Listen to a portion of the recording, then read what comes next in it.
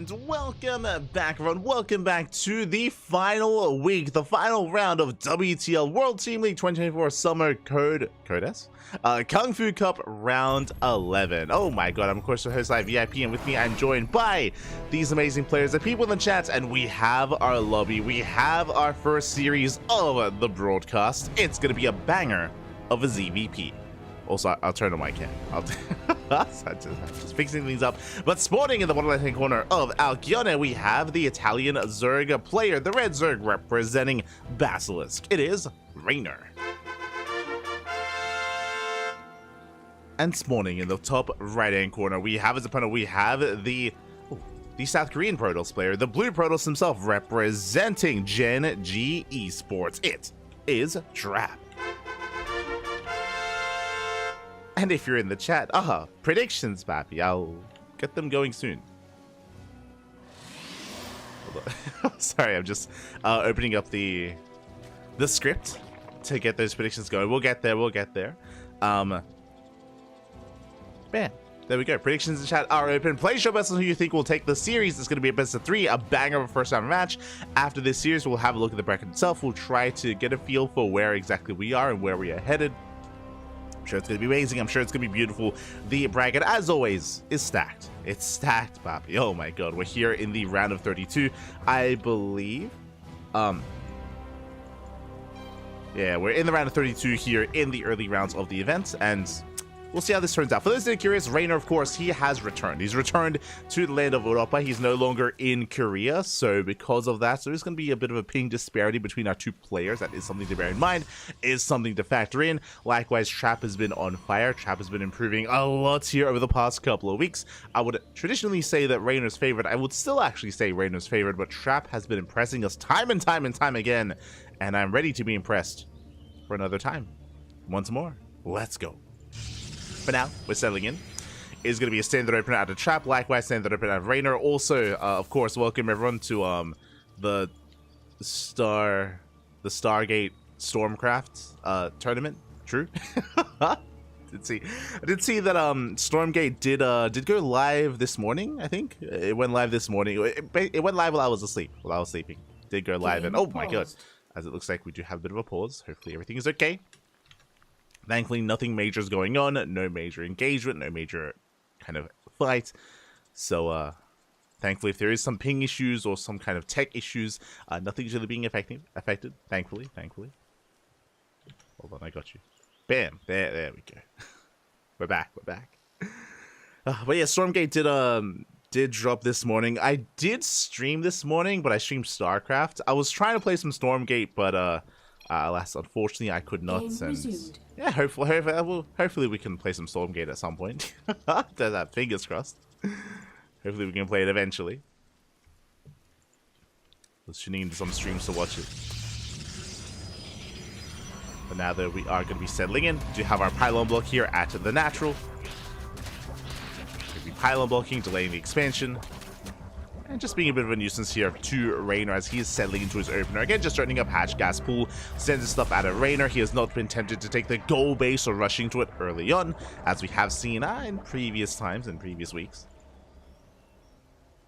And now we're easing our way into a more standard early to mid game here. Going to be a Stargate open out of Trap. I imagine going for an Oracle. There it is. Oracle's on the way. Likewise, it's going to be on Rainer to maintain control of his bases to defend against the Oracle. We have 2 queens here at the natural. Likewise, soon to be 2 queens in the main. So we should be all good as long as we're able to keep up with the rotations and the movements. We should be able to minimize losses and get into the mid game.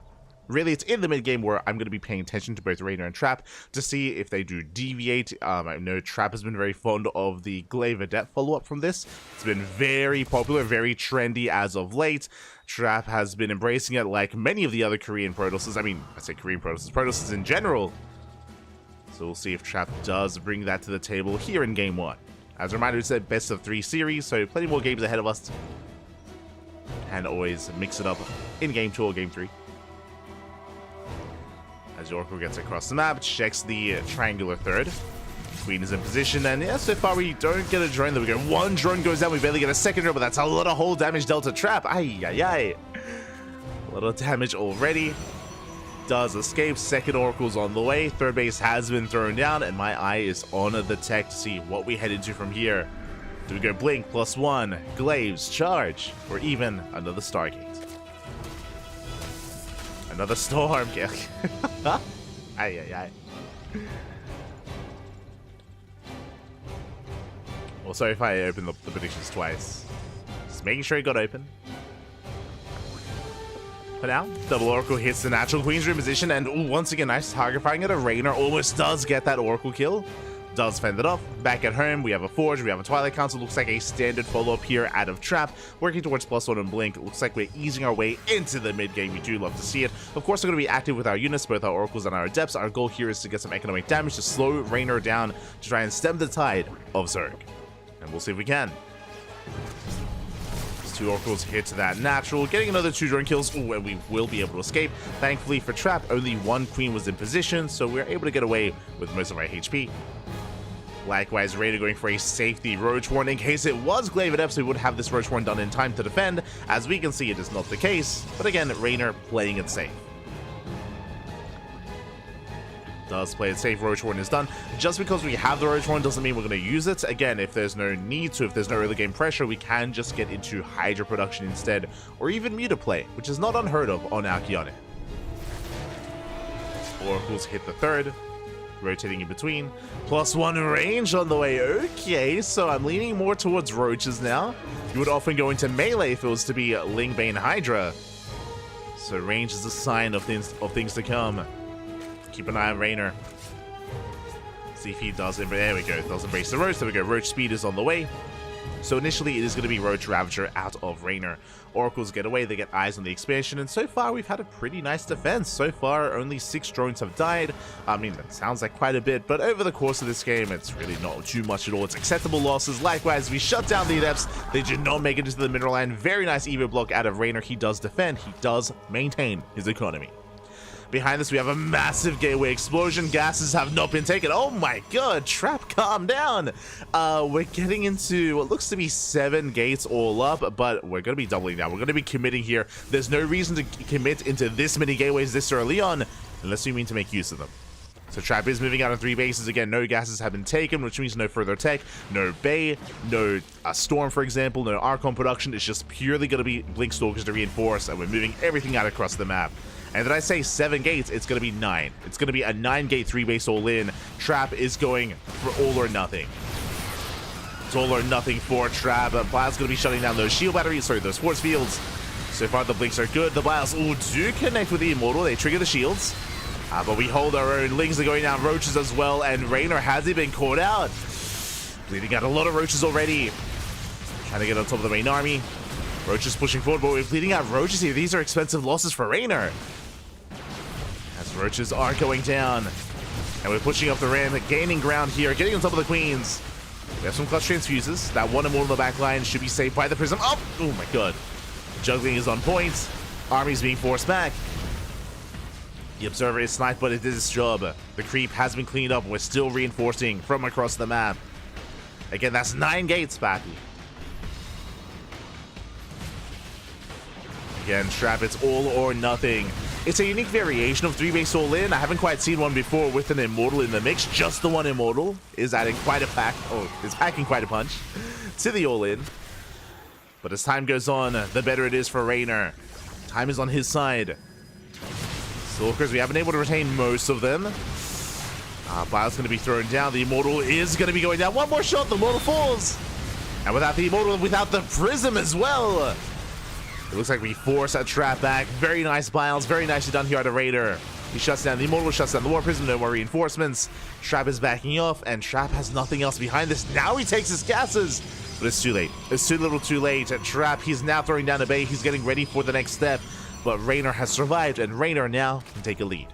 He can now drone up freely. Hive is on the way. Hydroden's on the way. We're getting ready for Hydra Lurker Viper, and Raynor can finally breathe.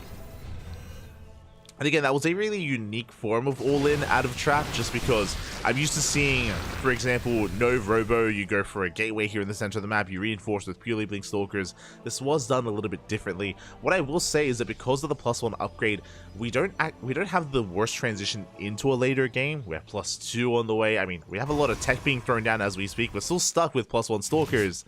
But again, the transition doesn't feel too off-putting here like it usually is. As usually you would just skip the Forge. As Zepstay hits at the natural base, getting 2 drone kills. Raynor does defend. And now Raynor has so much freedom to take into lurkers like this. Usually you'd be under fire, usually you'd be under threat, but the problem is that because Trap was so tunnel vision, because, I mean, he was all in, these Colossus, the Storm, the splash damage, it's all heavily delayed. By the time this all finishes for Trap, Raynor will have Hive Tech and will have lurkers. So I do favor Raynor in this position, taking a 5th base, going for the gold. Lurker Den is done, is confirmed by the Oracles. Trap knows, and now Trap has to make a choice. I mean, it's in a way too late now. I was going to say that we could try to take up into Sky Toss, and we could try to rush towards carriers and be more defensive, but we've already invested so heavily into all this tech that we have to make use of it. We have to commit to Immortals, Colossus, Charge, and Turtle Up. We are going to be settling in. Trap is moving out with his first Colossus. Bold move. Bearing in mind, Extend Double Lance is not done, but I believe there are no Vipers. Yeah, 0 Vipers for Raynor, which means this move out has potential. We're going for the base. Ooh, the Rocks will buy some time. We do get the Hatchery. Hatchery is going to go down, and can we punish this? Not too much. Colossus takes a lot of hits. Takes a lot of damage, but will escape. Will get away. Yeah, the Lings are thrown away at the same time. Zelaramba does get into the mineral line. Very nicely done here to Trap. Does pull apart the attention of Raynor. Snipes the base. Snipes him, or gets into a mineral line. At the same time, though, Roaches, they do tunnel across the map. They get into the mineral lines. And Chaos is ensuing across the map. Warp it into the main. More Zealots at the same time. We have Roaches in the main, in the natural as well. Now, Raynor is holding on against the main army. There is no detection. Oh, yeah, there's no detection here. So as long as the Lurkers are in position, we cannot gain any ground. And Roaches, they're across the map in the 4th as well. 23 probes are going down. Raynor, he is pulling a Trap apart. Trap already had a rough road to recovery already, and now his economy is crippled. He's down to 37 workers. There's 1 base has been left untouched, but only the 1 base. Every other is under fire. And now Trap, he races back home. Again, he had no detection. He could not break this position. He could not gain any ground. The power of the Lunker, papi. Didn't save the 5th base, but saved the 4th, and that's all we did need. And now Raynor's maxing out. He is about to max out. Do appreciate these steam vents, but Stalker is gonna fall. We just spot the main army. Trap, he was all in before. Now we have a second all in, but this one is going to be a little bit weaker compared to the first. Checking the units tab here, there are observers, thankfully. Do have observers moving out. They're going to be with the main army. Extend Double Lance is done. But Raynor, he is ready for this. Big spine jumps going on. Pushing into lurkers, never an easy thing to do. Oof. As Trap loses so much in the process. And so, yeah, with that Trap, he barely has an army standing. Roach is still harassing across the map. Cannons have been thrown down.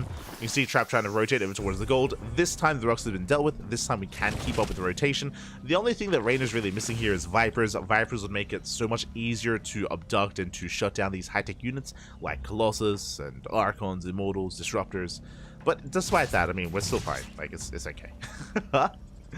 Vipers would be ideal, but we're not really desperate for Vipers at the moment as Raynor's moving out. This Oracle counterattack is going to get a lot of damage done. At the same time, Roaches, they get so many probe kills across the map, and here we go. Now it's time for Raynor to move out. Now pushing into Disruptors, likewise not an easy thing to do, so we have to be very wary here. Novas are prepared. Gonna soon be going up here on the main army. We'll see how well we can split. Oh! Third Disruptors on the way. Lings making their way towards that natural. Overcharge is popped. Novas, oh, will graze the army. And we do pick up a good amount of lurkers. Not bad. There's about 2-3 lurkers going down. So Trap having a very delicate fight here. Does trade nicely. Does trade well. Forcing Raynor to pull back. Meanwhile, Trap's still recovering economically. And Raynor has yet to really invest into those Vipers. We have a Spire on the way. And again, we're just going to try to brute force our way up the ramp. It's not going to be a pretty sight, especially not against these Disruptors. We do catch one of them. Oh, the Novas! Not the best connections. We get a Nova on a Lurker. We take down some of the Ravagers. And yeah, we're just going for a base trade. It's the only way. We're going for a base trade. We're laying siege upon the third base in the natural. At the same time, Trap moving out across the map. Takes out the gold for a second time. And he's going for the third. Yeah, bases will fall. We get the gold. We get the third base as well. At the same time, Raynor going for the kill, depowering the Robo, shutting down the Disruptors. And we have reinforcements back at home. And that's all we do need for Raynor. Doesn't need a pullback.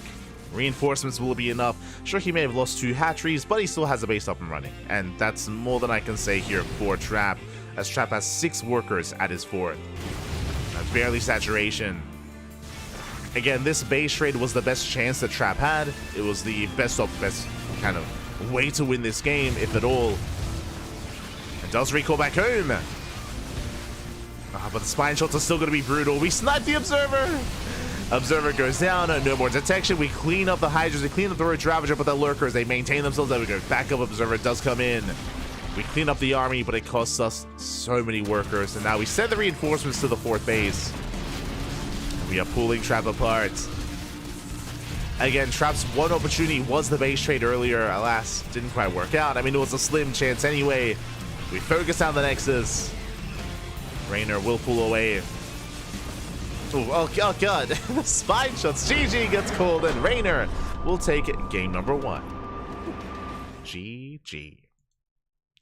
A solid game 1 there from Raynor. Essentially, it all came down to the initial 3-base all-in from Trap.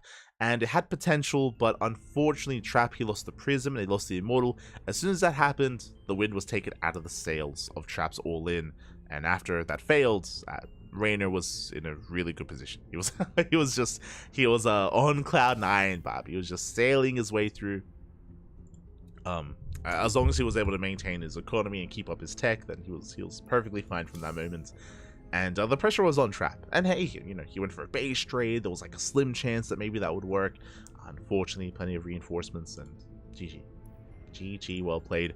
Raynor takes game number 1, and now we're getting ready for game 2. Let's go. We're getting ready for that second game.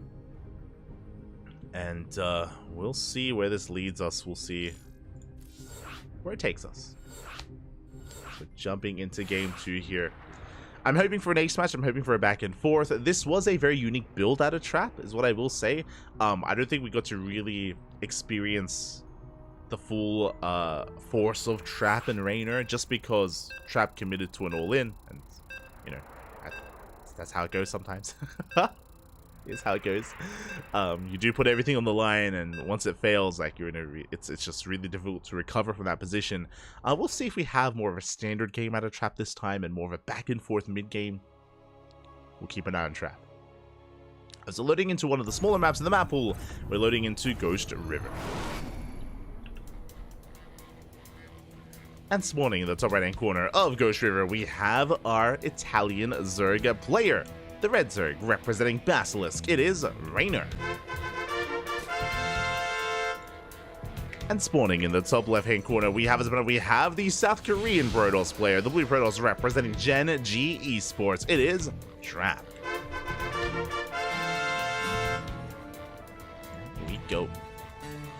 Now, speaking of 3-base all-ins, we've seen quite a lot of them here on Ghost River from both sides, from both Protoss and from Zerg as well. Big reason for it is because of how small this map is. The map is small, the map is tiny here. It does not take long at all to get from one natural all the way to the other across the map. So either player could be aggressive, or we could have a bit of a gentleman's agreement and embrace a longer game. We'll see. Keep an eye on our players here. Trap skirting around the edge.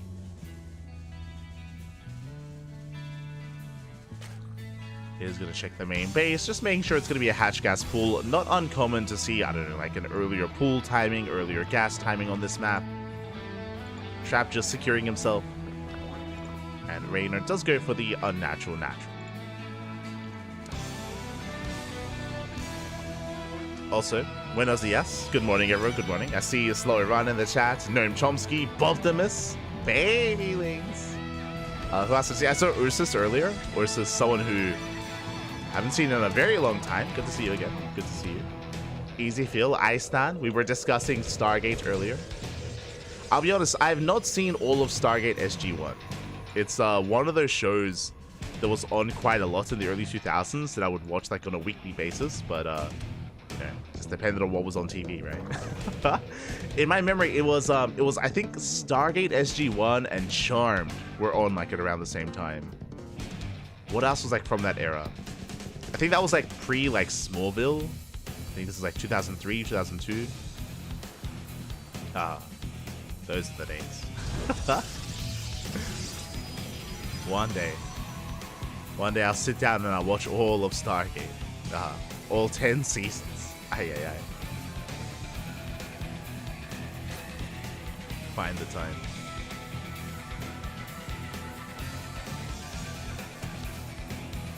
Sit down, strap moving out. Charmed. Yo, Charmed?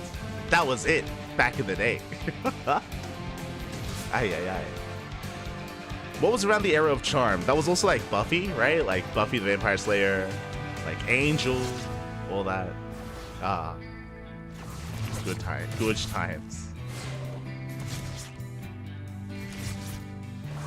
Do you know what Charmed is? Yo.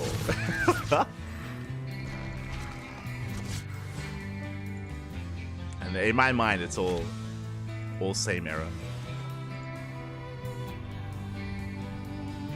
For now, Stargate Opener once again. Stargate Opener into the Oracle. Let's go.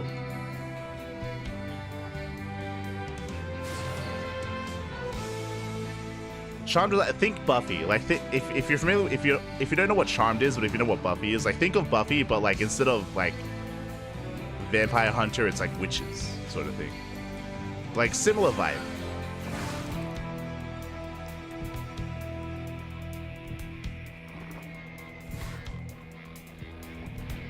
As we are going to be entering in our first Oracle, getting across the map, threading the main base. Queens are in position, up! And we should be able to, fend off the initial Oracle. At the same time, Lings, they get across the map, but our Adepts are ready for them. We have our Adepts here at the third base. Do defend, do deflect. So far, we're keeping up with each other. And here we go! That is a much earlier Twilight Council. This screams one thing and one thing only. Glaive Adepts, Pappy. Let's go! Glaive Adepts here, out of trap. I was referring to this build earlier at the beginning of Game 1 about how trendy and how popular this has been amongst Protoss players all around the world. And show us the upgrade, show us what you got. No Forge, no +1. 2 more gates, 4 gates in total. Give, Pappy, give.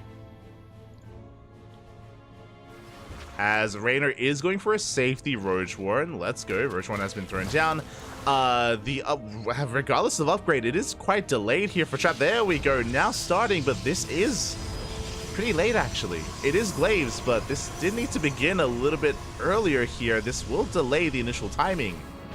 So I'm a little bit concerned. It looks like trap was otherwise preoccupied and otherwise distracted. Overlord is going to be forced back. Adepts a shade into the main. Lings are keeping up, and we shut down the Adepts. We get 1 drone. We get 1, maybe 2. Oh, okay, they get a second worker as well. Boys being pulled away. But again, because of the delay to the upgrade, likewise because of the earlier Roach Warren, Raynor has access to Roaches. Raynor has the tools to defend. He does keep up with the Oracles, but I'm a little bit concerned because Raynor's droning. Raynor's droning, and he's droned up quite nicely, but we need Roaches. We need Roaches soon. As trap is building up and is soon moving out across the map. There we go. We have an extra warp in of Adepts. It should be, how many in total? 11 Adepts in total. They're spotted. They're confirmed. Lings, they do confirm the Adepts. Roaches have now begun. But it doesn't take long at all to get across the map. And Roaches, they're halfway done, and Adepts, they're already here. And we have fully walled off. Have we? Okay. Doesn't look like it, but we have. Don't question it. The wall is solid. We bring down the front door. The Eva chamber does fall, and now we're headed for the mineral line. We're headed for the bases. We're looking for economic damage to shade into the main. We do pull away in time. Good reaction out of Raynor. We have backup at Epps headed towards the third base as well. Trying to pull Raynor apart. Observer is targeted. Adepts, they hit the third. Roach is in position. Oh, we shed into natural. Late reaction. No. Late reaction at a Rainer, and so many drones go down. Oh my god, Glaive Adepts, they just melt. They melt drones so quick, so fast. The entire mineral line does fall. That's going to be 16 dead drones. And Trap, this opener, has paid for itself. Trap takes an economic lead. Whew. Oh my god, we're even going for the base. The hatchery under fire. We have a transfuse. Transfuse. No. Rainer, otherwise distracted. No transfuse. The hatchery does go down. We get a mineral line and a base as well. Trap, calm down. Hatchery does fall, and back at home, Trap is getting ready for the counterattack. We have Immortals. We have already 2 Immortals out. 2 Immortals plus Shield Battery Overcharge and Shield Batteries, sorry, and Force Fields as well. We're fine. We're perfectly fine. We're perfectly safe and sound. A counterattack should not do much. And Rainer is recovering. We have Roach Speed on the way. Meanwhile, Trap moving out once again. Ooh, this I was not expecting. Trap looking to move out here. I mean, we have a Bay on the way. We're getting ready for Colossus or Disruptors. I don't think Trap should really commit. Yeah, we're posturing more than anything. Calm down.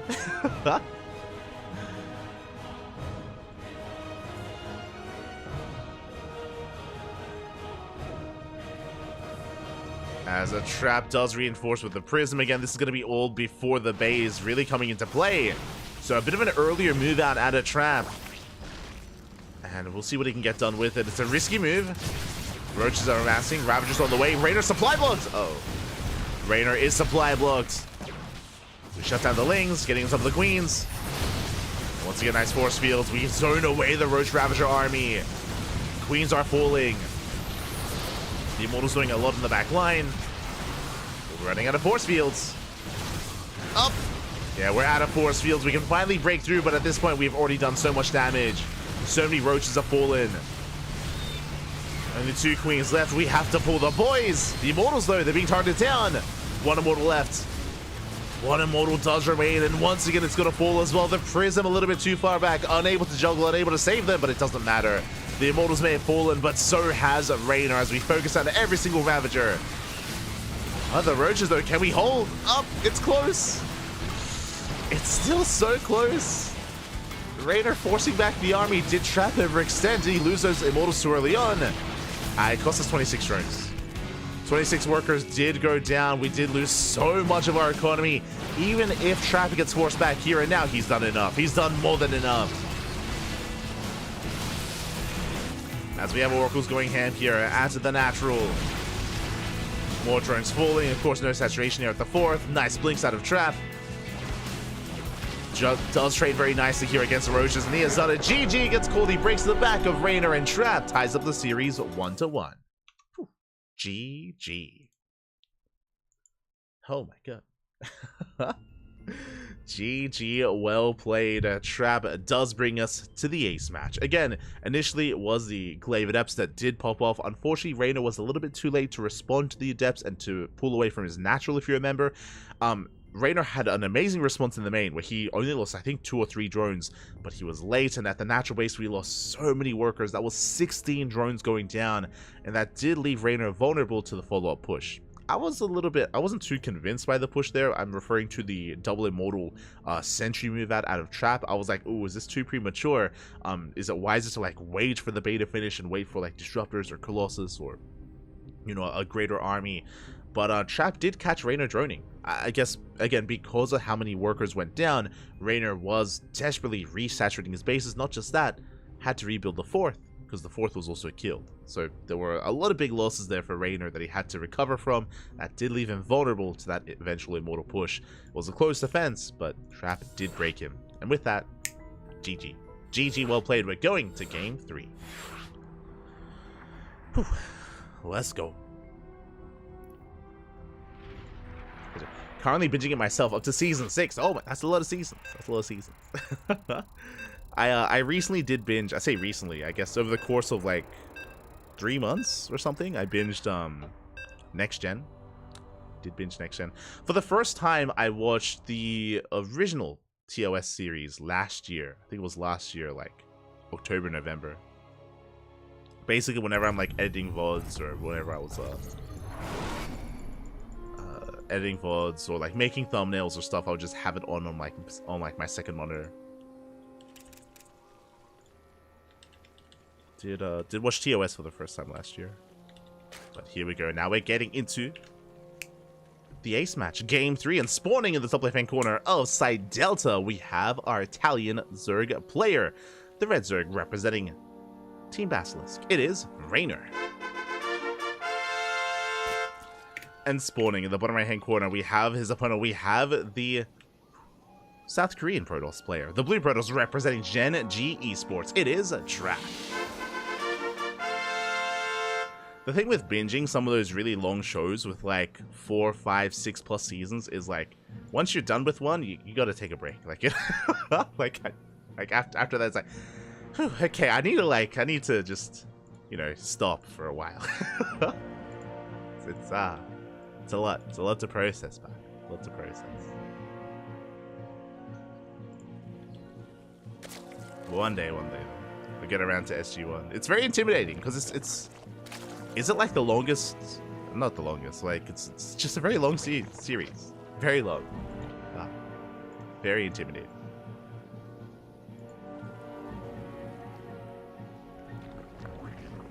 As for now, we are going for a hatch gas pool. Rainer forsake the unnatural natural, but a standard opener nonetheless. Standard opener out of Rainer.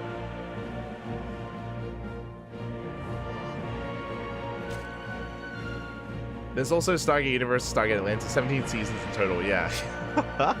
Oh my god. It's a lot of seasons. I've never seen, growing up I saw a lot of SG1. I've never seen Universe. I've heard very mixed things about it, definitely. But it's one of those shows that did pass me by. Completely. I've never seen an episode. Same with Enterprise. I don't think I ever saw Enterprise growing up.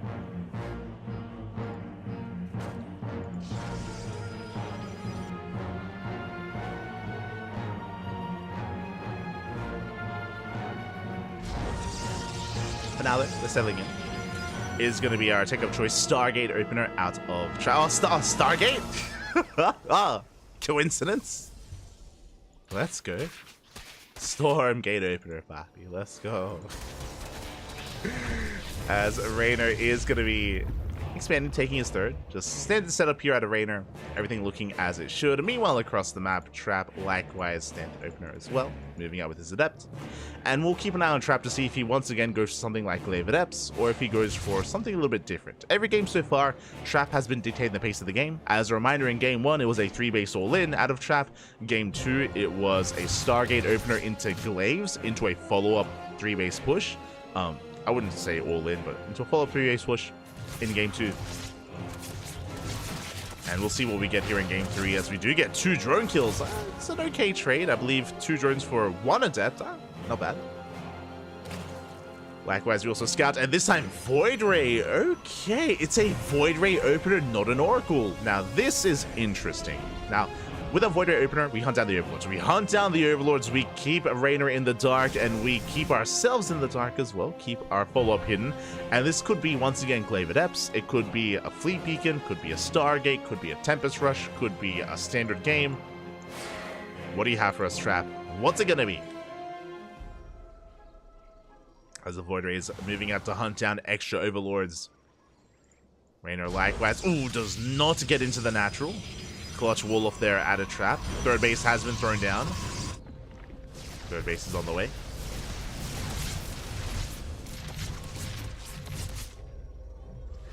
Queens zone that Void Ray back. Back at home, still waiting for our take of choice. We do have a follow-up Oracle on the way. So it's going to be Void Ray into double Oracle initially. Threatening mineral lines, and we have our answer. Okay, it's going to be the Forge, going to be the Twilight Council as well. It is going to be a more standard follow-up. I say that we still have potential to embrace something like Charge instead of Blink. We'll see if that Trap goes for the Trifecta. What I'm referring to, Game 1 went for Blink, Game 2 Glaives, Game 3 could be Charge. Ooh, as we get 5 drone kills here, this Oracle popping up. Not bad. Punishing the lack of Spore. It's a risk you take here when it comes to skipping spores, but we do have a spore. Yeah, we have a spore at the natural and a spore in the main, but here at our fresher mining base, we're exposed. And Trap did take advantage. Meanwhile, ooh, that's a bit of a gateway explosion. We're getting up to 6 gates. We'll keep an eye on the gateway count. If you recall, in game 1, we did have a +1 blink all-in from Trap in game 1 as well, which was an interesting maneuver, just because I'm not used to seeing that kind of all-in play where we invest into like an immortal and +1.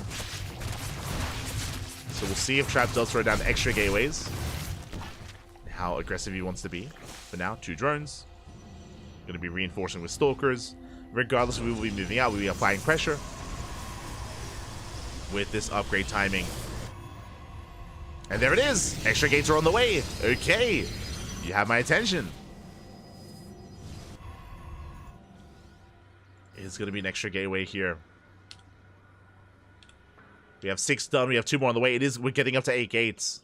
So 3 base 8 gate play here out of Trap. Now what's interesting is that this time Trap does not have a robo. There is no robo, which means we cannot reinforce across the map without a proxy pylon. Speaking of, there it is. 3 base all in. Let's go. But again, this 3 base all in is with the Fortune +1, which is an interesting factor here. The pylon, we should be throwing down a gateway alongside it just so we can reinforce on the front lines how much faster. And there it is. Gateway is on the way. That's going to be the 9th gateway for Trap. And it's all or nothing. So once again, Trap is not going for a longer game. Massive wave of reinforcements, and Trap is pushing in. Roaches are amassing, but we don't have that many roaches to work with. Oh, Raynor, he is in a bit of trouble here. Link's trying to collapse in. They're coming from behind, catching reinforcements, but alas, Trap does respond in time. Does pull back. Stasis Trap's on the way. Lings will attempt to trigger them, unable to. Unable to shut them down. But Raynor is buying time. And more Stalkers coming in to reinforce. Spinecrawler does finish. We're bleeding out some roaches, but the Ravagers have morphed in. And the longer this goes on, the better it is for Raynor. But we have the Concave. Lings from behind. Stasis Trap not coming into play. Yeah, the Stasis Traps are a little bit too far back. And we don't kite back to them. Ooh. There we go. Lings are caught. We're getting on top of the army. Aggressive Blink. We get on top of the Ravagers. Yeah, the Ravagers, they go down one after the other. And it looks like a Trap, he has barely done it. Boys are being pulled. Ravagers go down. We keep on reinforcing. Overlords do tank some of the shots. It's still so close. Still so very close, but especially with the reinforcements on the way, it looks like Trap is getting on top of the main army. And he's already broken the back here of Raynor. Queens are going down one after the other. No more transfuse. Boys being pulled once again. But Trap, he has Zelsa tank some shots, and yeah, he's done it. Trap, he has done it. The Queens, they fall one after the other. Roach is then barely holding on as well. Raynor caught a little bit with his pants down here, and GG gets called. Trap will take the series 2-1, eliminating Raynor from the tournament. GG.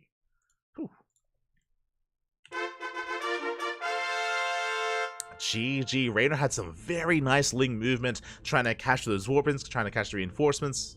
Emphasis on trying, as he was not able to. Trap was real quick to pull back, to get back to that location, to save them, of course. Had the Stasis Traps, which one of them did come into play, did catch a lot of Lings, did help support the main army, and more importantly, when he saw the opportunity, he went for it. I'm referring to the moment where he dove on the Ravagers. He focused them all down. The Ravagers were the backbone of Raynor's army. They were helping him, they were helping just fend back the army and keep him in this. Once they went down, that was the beginning of the end there for Raynor.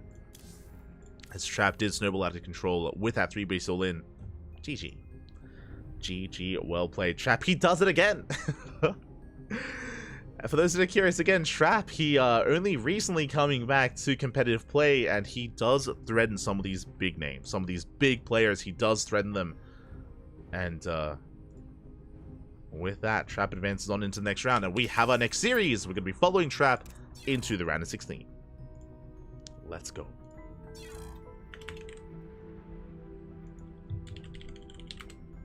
We will follow him and figure out where we're headed. Just need a moment to set things up. And hopefully I don't get left behind.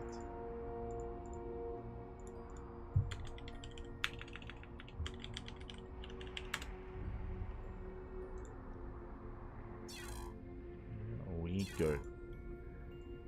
As we should be getting ready for a PvP between Trap and Classic. Meanwhile, exclamation mark B in the chat if you guys want to have a look at the back yourselves. Let me just quickly message the players and make sure that we can hold on to them.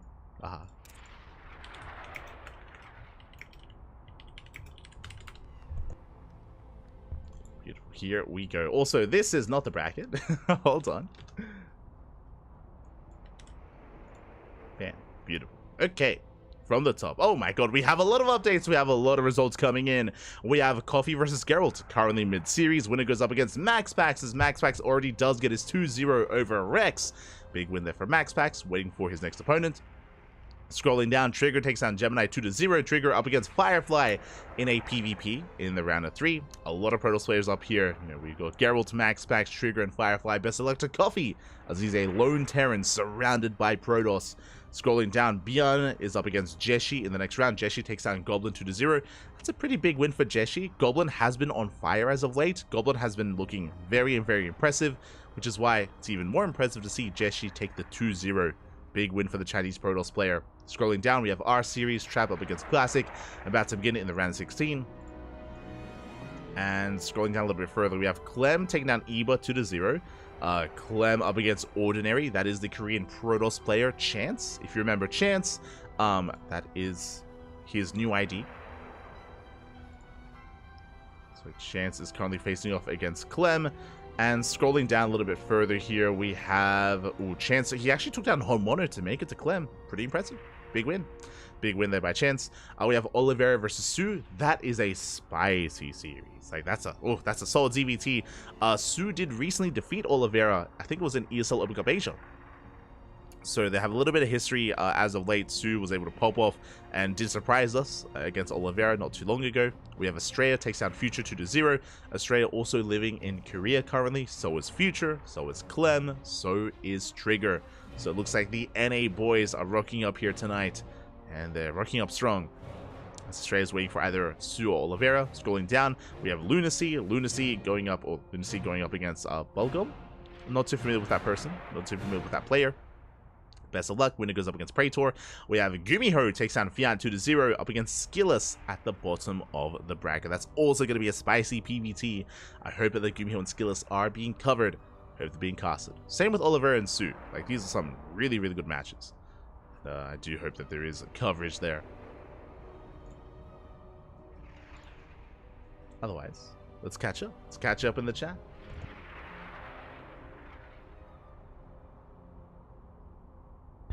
Stargate number 1 of the game? SG1? Confirmed? Confirmed.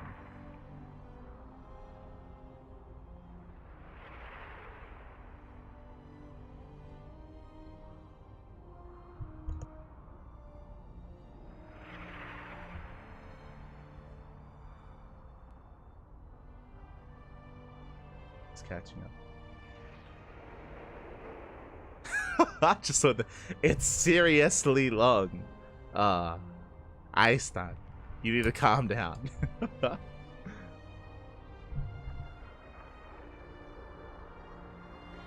aye, aye.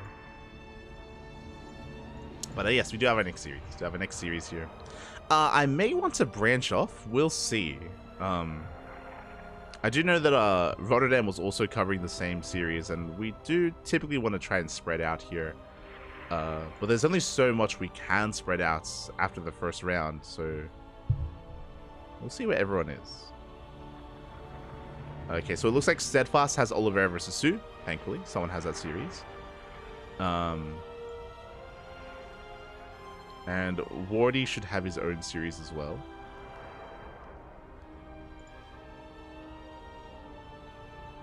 Let's have a look. Oh, what are you offline?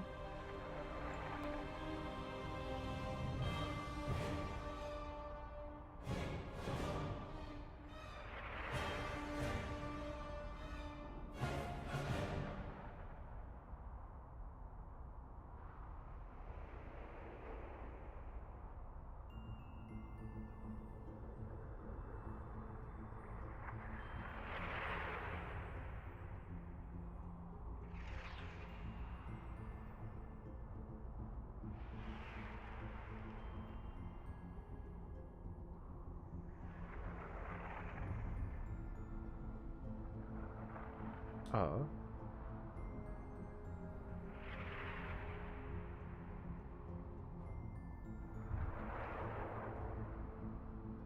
Okay, okay. I was just quickly checking because Wardy was live earlier, but it looks like he was smurging a little bit, man. He was smurging a little bit.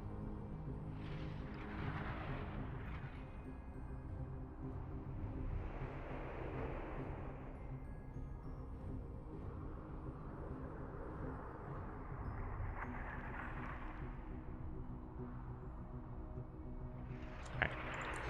So I guess we'll jump in. Jump in, man. Apparently he logged off again. Yeah. Yeah. Yeah, smurge, happy smurge.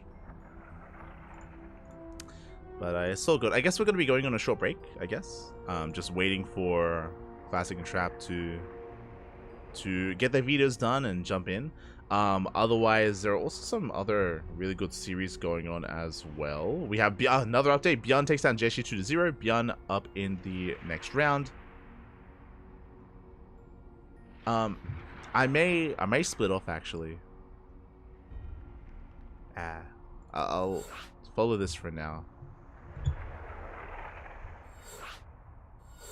I'm torn, Papi. I'm torn. Maybe after this series we'll jump into another one. Just because there are less English casters now. It's like us, Steadfast, and Rotterdam, and there are a lot of really good series, and a lot of them deserve to be casted. So, after this PvP, I might split off and try to find another series.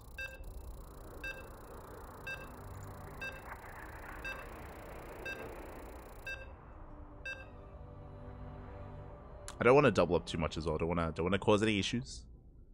Don't want to cause any problems. But now we're jumping in. And if you're in the chat, predictions. Predictions are open. Place your bets on who you think will claim this PvP. As we're jumping into game number 1 and spawning in the top left-hand corner of Oceanborn, we have our South Korean Protoss player. The red Protoss representing Twisted Minds. It is a classic. Spawning in the bottom right hand corner, we have the South Korean Protoss player, the blue Protoss representing Gen G Esports. It is a trap. Let's go. We have our PvP.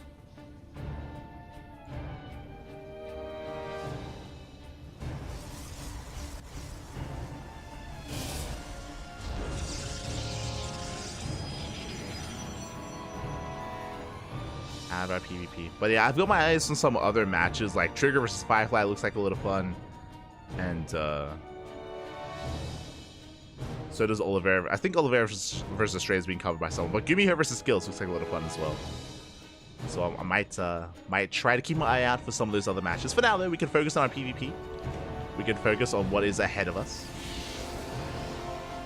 And Trap was looking amazing earlier. He was able to ring Raynor down. That is true. But what about Classic in a PvP? Anything can happen. It's 2-gate opener. We have a 2-gate opener at Classic, 2-gate opener at a Trap as well. And focus on our matches. We'll keep an eye on the initial units of choice. Whether it's double Stalker, double Adept, or Stalker Sentry. We'll keep an eye out.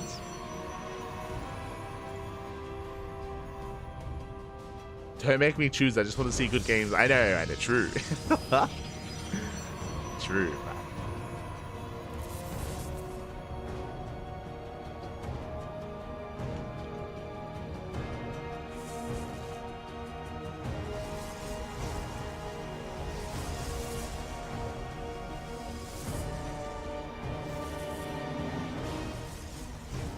As we are keeping tabs on each other, Classic does confirm the second pylon is placed in the main base.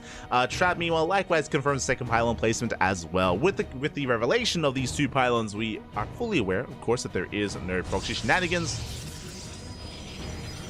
There is no initial proxy in this PvP.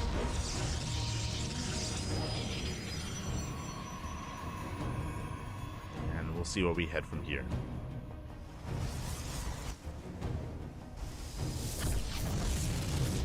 As we have our units of choice, going to be double Stalker at a Trap, double Stalker at a Classic. Both players doubling down as well, going for a third and fourth Stalker. Okay, very aggressive follow-ups here from our players. Something more passive, more defensive would have been Sentries at some point here in this kind of amalgamation of units. Likewise, Adepts to harass across the map, but no, just head-on brute force Stalkers are coming out for both players. And Classic is moving out, looking to be the aggressor. But he has to be careful because, again, Trap, he will have soon a third and fourth Stalker to reinforce. He will have a Stalker lead with that defender's advantage. And Classic has to get the hell out of here. Takes a lot of hits, takes a lot of damage. Ooh, and one Stalker is going to be going down. Oh, it's close. Barely not. Yeah, the Stalker will barely escape. Nice movement there out of Trap, does pull away. Classic has to race back. Behind this, we have a big deviation. We have Twilight Council Blink on the way for a Trap. Meanwhile, we have a Robo on the way for Classic for Immortal production. Immortals are on the way. Nice force field to shut down one of those Stalkers. We trade a Stalker for a Sentry. Not bad. Almost getting another Stalker. Now it's going to be Trap's turn to overextend. Does overplay his hand at least a little bit here. Has to pull away. Behind this, Twilight Council again for, I imagine, Blink. I mean, Glaive openers and Glaive builds have been very trendy as of late. That's true. We've been seeing a lot more Glaive adepts, but there it is. Blink is on the way, thankfully. Calming down.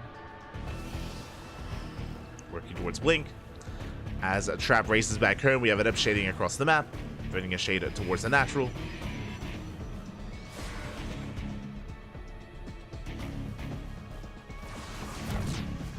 We'll catch some probes. Oh my god, nothing at home to defend. We shaded to the main as well.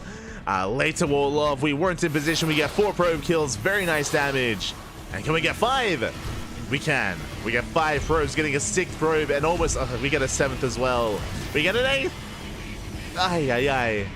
8 worker kills. That is far too much at this kind of game state. Trap takes a solid lead.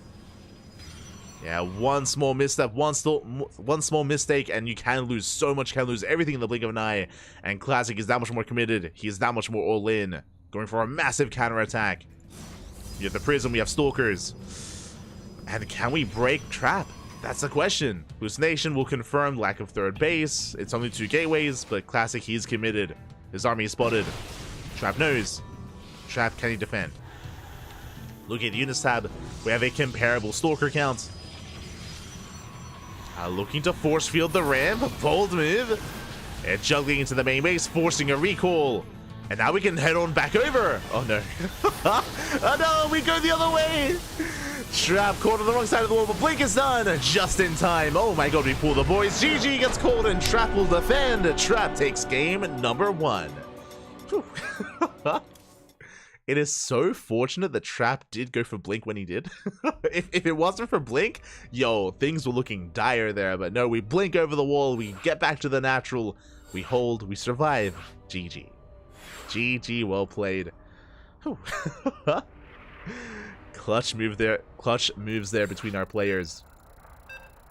Trap does take a lead, and now we're jumping into game number 2. Loading into Dynasty. Oh boy. Alright, jumping to that second game. And again, both of these players are amazing in their own rights, but there can only be one. And it is a PvP. Things get real chaotic, real desperate, real quick. Especially between our Korean Protoss players, as they're always in each other's faces.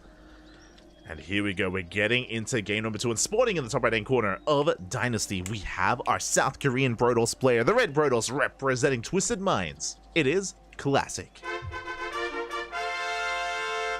And spawning in the bottom left-hand corner, we have the Blue Protoss player from land South Korea representing Gen G Esports. It is a Trap.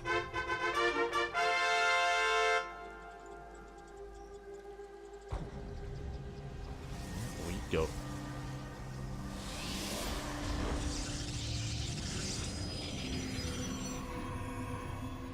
To have game number 2 here. As a reminder, in game 1 we had kind of hyper aggression. Both players opened up double Stalker into a 3rd and 4th Stalker. Trap was able to sneak out across the map and slip into the main base with the Adepts, and honestly that was the game winning move. It's how unforgiving and how brutal PvP can be, but The reality is that those sword up shedding into the main and getting 8 probe kills in a way forced the all-in and ended the game. Did kind of force that response and put Classic in a really rough position. That's why he moved out. That's why he had to commit the way that he did. Fortunately, unable to make it work out there. Again, sometimes missing one Adept Shade can cost you the game. And Trap is setting up for an interesting pylon location. Here we go. Again, we have one pylon back at home. Second pylon is going to be proxied across the map. And I was going to say that this would not be the worst location for a proxy Stargate, but it looks like a fake proxy pylon. Pylon has been thrown down just to get into the head of Classic, and from here, Trap will scout. Meanwhile, across the map, Classic going for his own probe. Does not prioritize probe scouting or anything like that. He has hidden his second pylon in his own natural. So, likewise, both players go for fake proxy pylons. And Classic does go for tech first. Does go for the Stargate. Okay, so Stargate opener out of Classic. Trap is going to be a little bit in the dark, but Trap doesn't even check the main. Okay, but no fear. A bold move. No fear out of Trap. Likewise, though, Classic also does not scout, does not check the main base either. Both players blindly getting into their builds, blindly getting into their openers. And we did end up checking that gold. And here we go. We're going to be moving out with Adepts. Likewise, Oracle's going to be on the way. Meanwhile, Trap opening up Robo. Very safe opener out of Trap. Never mind.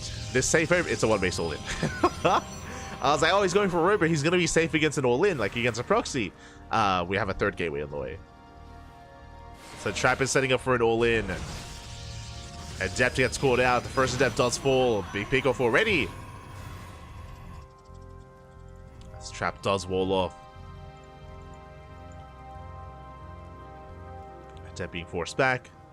Oracle's on the way. And I'm a little bit concerned if Classic expands. Is going for a safety shield battery and another pylon on the high ground. Probe will confirm this. Does confirm both shield batteries. Adept does shade in.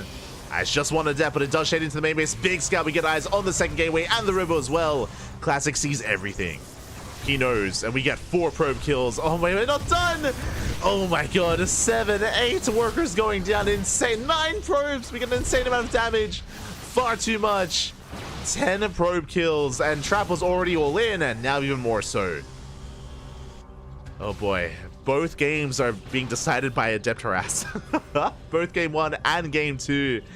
And now we have to commit. We have to, I mean, we're already going to commit, but now Classic is fully aware. He's in a beautiful position. We have a safety Void Ray on the way, or defensive Void Ray on the way. A Robo as well to get into a mortar production. The longer this goes on, the worse it is for Trap.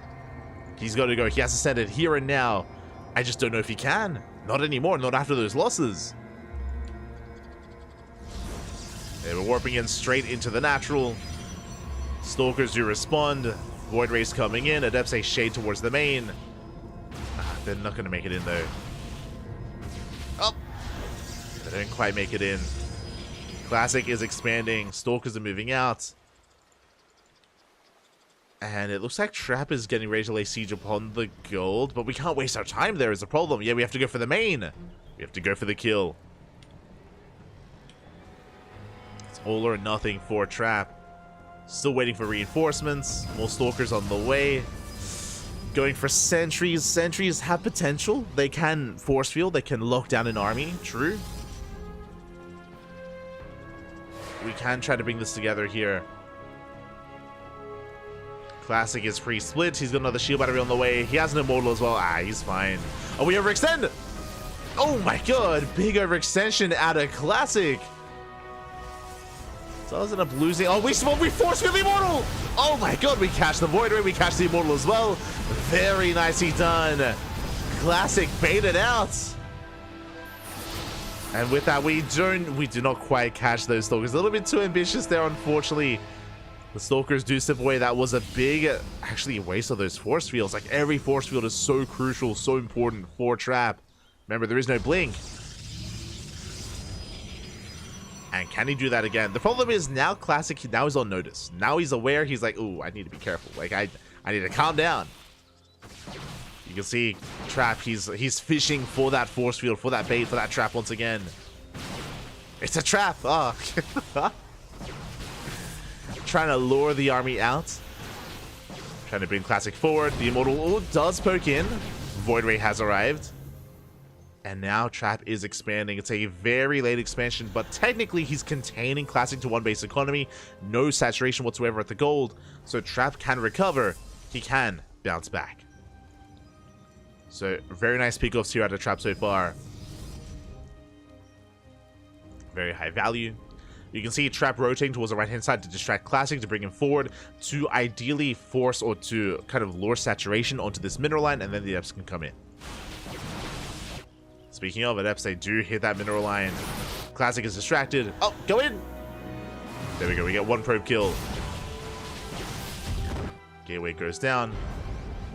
The prisoner is spotted. Trap is aware he has to race back home. And Eps coming back in. Oh, don't quite get the worker. And Trap did recall. He recalls back. We have the Immortal drop towards the main. Stalkers are somewhat in position. Ooh, one Stalker goes down. Second Stalker under fire. We do have a bit of a flanking army coming in from the right hand side. We zone away the prism. No, the prism. Oh, the prism goes down. Massive hit. Classic, Pappy. We can't afford these losses. Oh my god, we've lost so many units this game. We've lost 2 Immortals, a Void Ray, and a Prism as well. Oh my god. And despite the amazing start that Classic had, Trap, he's bringing it all the way back. He's finding so much value here back at home or even across the map. Has been out trading Classic straight up. And now he's moving out. Now Classic still has a better economy. Classic has gold minerals, right? We have gold-based saturation. But Trap is here to deny it. This is the risk you take when taking the gold. Is your mineral line is exposed. So far, good juggling. We do preserve all the Stalkers. 3 probes go down. Mining does continue. To Adept, a shade into the natural, but Trap is paying attention. He's ready for it. Oh, but he turns everything around. This is a big reaction out of Trap. And the Adepts will shade past. So Classic, he buys time. He gets this base up and running. He gets full saturation. Classic is holding his own. And Trap is still looking for those Adepts. Classic now expanding, taking another base. Well, Trap does force a fight out in the open. Oh, gets a sentry. Sentry goes down. Massive warping as well. And now Classic, his army's exposed. We focus on the Immortal. The Immortal goes down. GG gets called, and Trap will take the series 2-0. GG. Whew. GG, well played. Congratulations here. Trap will take it. Classic had his own moments, that is true, but again, we mentioned it before, PvP is very cutthroat. You can't afford to make even one small mistake. It can cost you the game, and we saw some too many mistakes out of Classic, overextending with the Void Ray, overextending with the Immortal, overextending with the War Prism as well. And Trap, he was always there to punish. Always back. GG.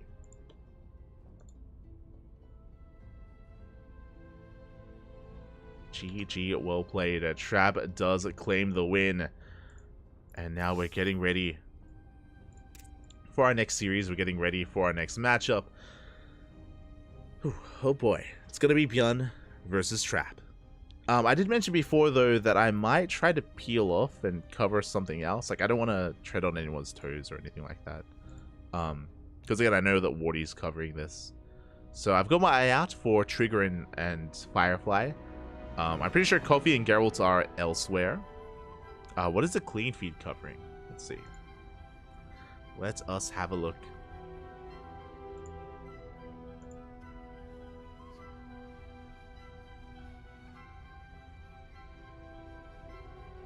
The clean feed is on Estrella versus Oliveira.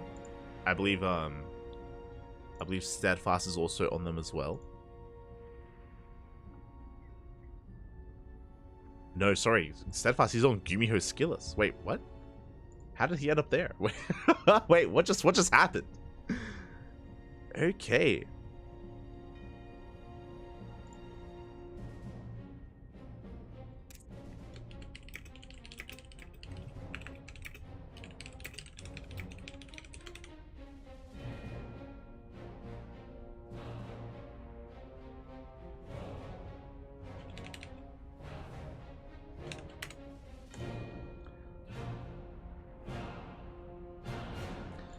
Just letting them know. All right, cool. Okay. So apparently Oliveira and Estrella are not being covered, so may as well jump in. may as well jump in, Pappy. May as well. Best of luck to Trap. Best of luck to Trap versus Beyond, as that is going to be coming up next. And it's going to be a really good series, don't get me wrong. It's going to be really good. But I will try to cover more ground and jump on another match. We do our best, Pappy. We do our best.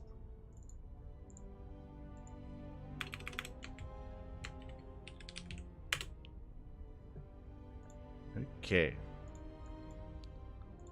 So we're going to be heading off here into another series, and let's have a look at how things are turning out and where we are. So Oliveira versus Trey. I think they're in game 1. I believe they are in game 1. Sorry, they're in the ace match. Oh my god.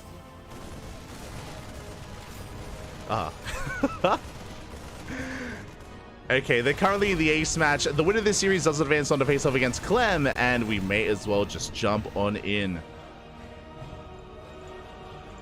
Hold on. As things have been popping off, and the game may just end.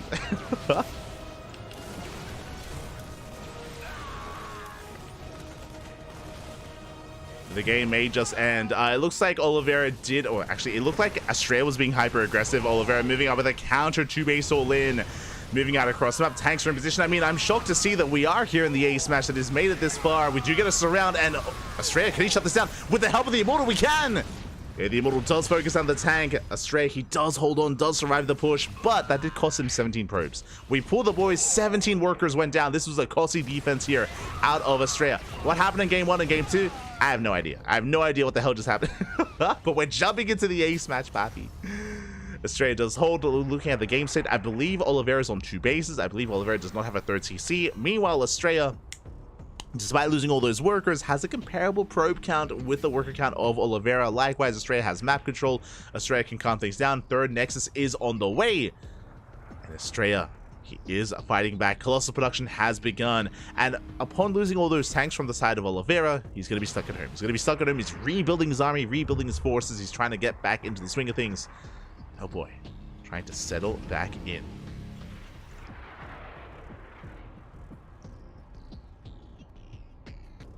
As Oliveira's going to be stuck, he's going to be contained. I believe Blink has completed for Estrella. Charge is now on the way. Help support his army. Despite the chaotic nature of the first 5 minutes that we did miss, we're calming down. We're calming things down. And we'll try to pick up the pieces. Try to figure out where we are. It looks like initially it was 3-gate Blink, potentially, out of Estrella. But is now settling into his 3rd base. Tanks are amassing once again. Bearing in mind, throughout the entire time that we've been seeing this game so far, Oliveira has not thrown down a 3rd CC. Despite the failed push, despite the failed aggression out of Oliveira, he has still not expanded, which means we have the potential, you know what, to pull the boys. If you remember, we casted a lot of Oliveira a couple of days ago in the Wardy Summer Bash. And Oliveira was just going for almost non-stop 2-base all-ins. And here we go. The whip for the boy. Let's go. The boys are being pulled. And it's all or nothing for Oliveira. And Estrella, he does spot the army, but his army wasn't quite in position to slow this down. Here we have Stalkers coming in from behind. Colossus is up.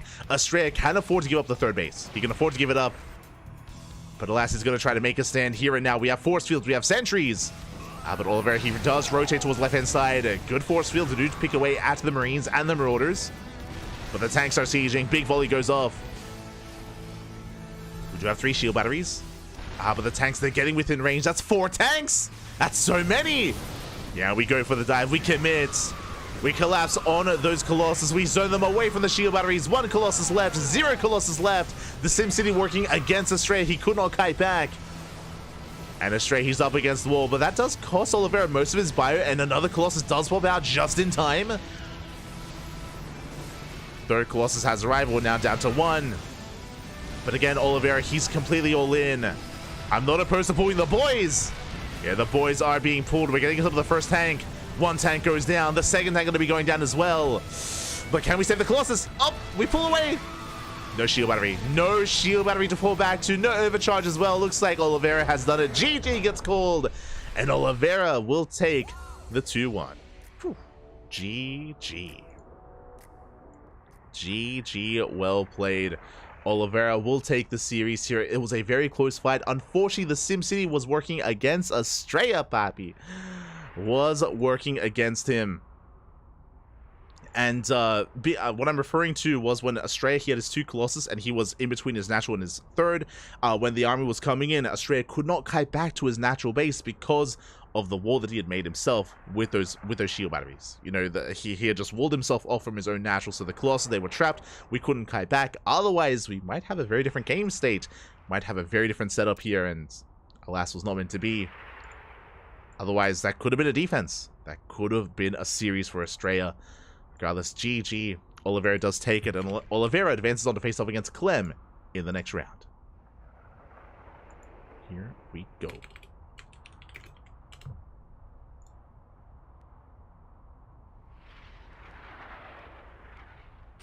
we go. And this we can start from the beginning. This we can. And it's going to be in the round of 8, in the quarterfinals.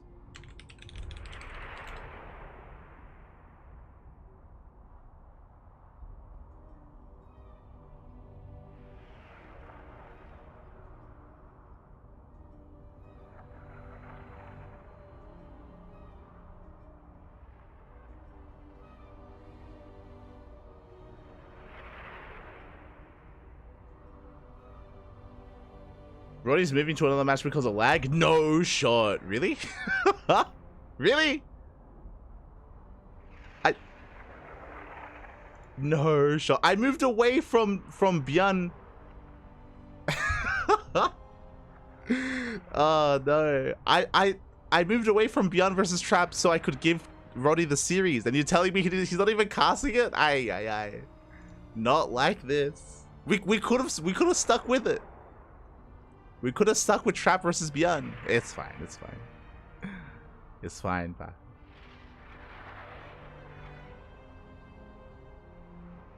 How do people make it into KungFu Cup? It's open. It's just an open bracket. So the names are from all over the place because this is a good time slot for Korea, for Asia, and for Europe as well. So that's why we get players from all around the world. That's why we get Rainer, we get Max Ice, we get Clem, we get Estrella, we get Future, we get Classic, Trap, Björn, the best of the best from all around the world. They will come together for KungFu Cup.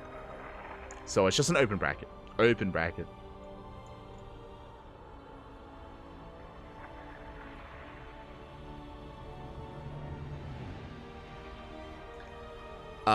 But this does mean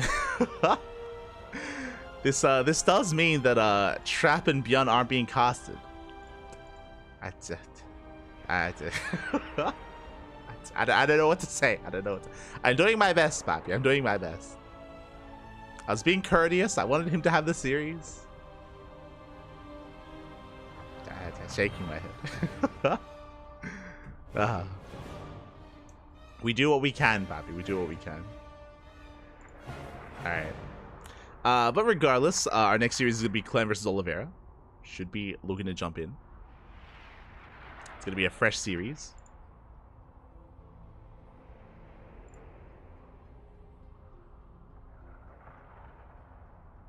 It's going to be a fresh series. Vetoes are currently underway. Technically, I could jump on... I could wait for Björn and Trap to get out of game 1 and to finish game 1 and then maybe jump into game 2 or something. Like, true, I could try to do that. Technically. But it's okay. We have a fresh series. It's okay. It's okay. It's fine. I'll embrace the TVT. It's all good.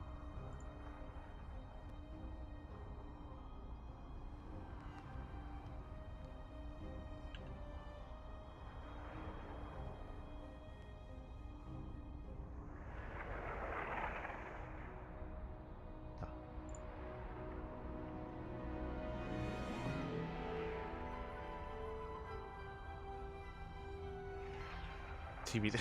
Now TVTs are always a lot of fun involving a lot of these players. Like, I know TVT has a bad reputation, to be like well deserved, a well deserved reputation of being a bit of a snooze fest. But I remember talking to Asher about this. This started like last year or something, where the meta of TVT became a lot more active and a lot more aggressive.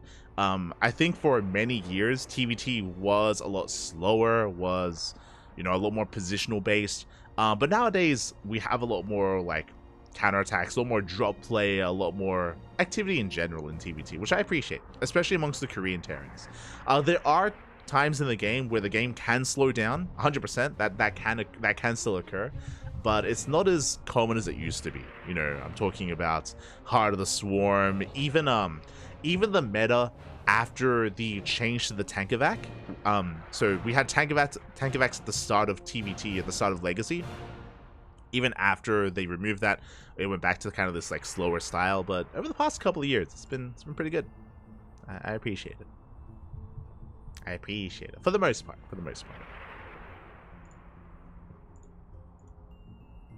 It's all good. It's all good.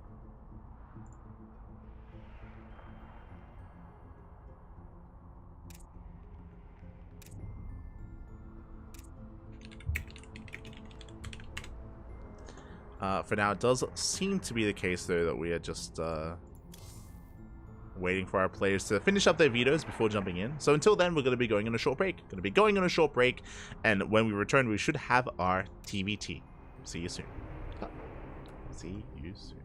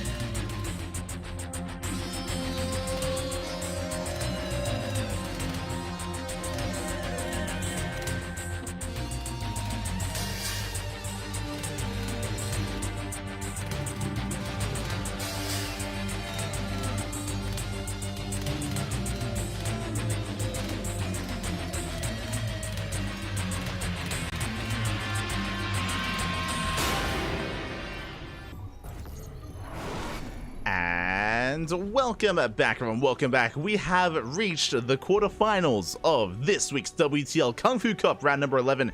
If you're in the chat, get your gamba going. Get your gamba going because predictions are open. Place your bets on who you believe will claim this series as spawning in the bottom left-hand corner of Alkion. We have our Chinese Terran player, the Red Terran, representing Weibo Gaming. It is Oliveira. And spawning in the top right-hand corner. Oh. Okay. In the top right-hand corner, we have Glim for Team Liquid.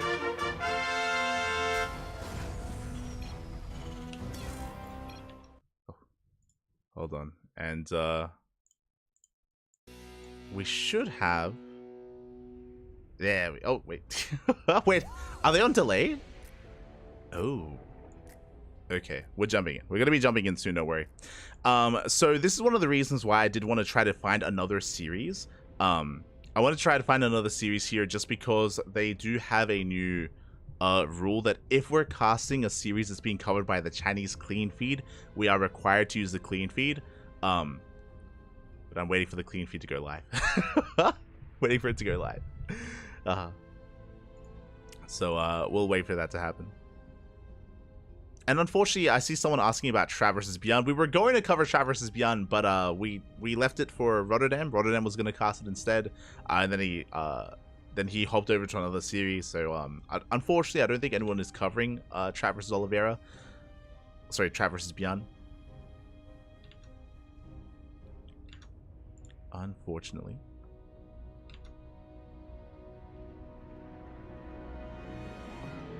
So we'll have to lie in wait for our series. We'll get there. We'll get there.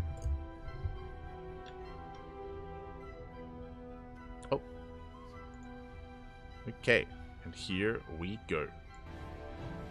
We're 2 minutes into the game. We're 2 minutes into the game. Looks like double gas opener. So looks like double gas opener out of Oliveira. Likewise, double gas opener out of Clem as well. Are going to be settling in. And looking to expand.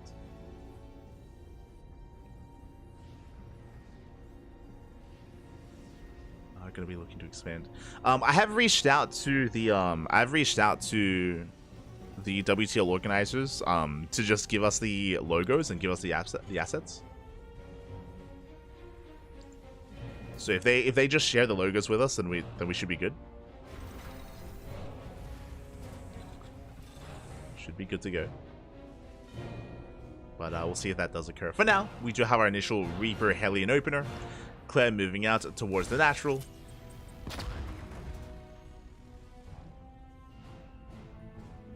Does hit the natural base. Going to be delaying the expansion, or at least attempting to. Alas, Oliveira is in position. SV is going to go down. We do get a delay.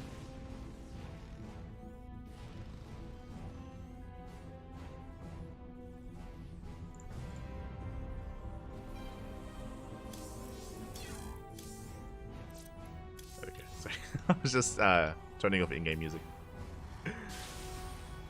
We delayed the CC for a moment, but in the end, Oliveira does defend, does deflect Clem, and now we can settle into a longer game. As a reminder, again, it does look like it was just double gas openers all around from both Clem and Oliveira, getting into similar setups. Both players working towards their drops. Clem moving out across the map. Oliveira still sticking back at home, going for his own drop towards the left-hand side. The medevacs will miss each other, and things can get a little bit chaotic here, as both players will hit each other's bases. And do we have enough to defend? As both players do boost across the map. See here, Oliveira headed towards the natural. Meanwhile, Clem is headed for the main. He's headed for the main base. Do manage to catch 2 SCVs so far. Not bad. Likewise across the map. Clem getting into the middle line. Widowmine is in position. Up! Up! Show us the mine! Oh! Okay, looks like it does go off on the Marines. The boys are being pulled, and Oliveira's losing a lot of SCVs. That's going to be 9, almost 10 workers going down. Ay, ay, ay. But at the same time, across the map, Oliveira, he's not done. Gets 8 SCV kills. Unloads once again. Picks off the Marines. Doesn't quite get another worker, but we have comparable damage to each other. As I say that, looks like we get one more volley off towards the end here. Clem still being as active as possible. Autotart is being thrown down. Yeah, we can clean up the bio army. We get one more SCV kill, so that's going to be 10 kills compared to 8. Again, pretty comparable with each other. Both players back up. Both players escape with their medevacs. And we can calm down. As we barely escape for Clem. Barely does get away. Oh. And from here, to have both Clem and Oliveira. Oh, good. So we shut down the medevac. Medevac force back. Clem goes for the 3rd CC. Oliveira yet to embrace his own expansion. So both players, they bounce off each other. Clem has a slight worker lead, and Clem is going for the faster 3rd base. Meanwhile, Oliveira is still producing more tanks than Vikings. Still gonna be looking to move out.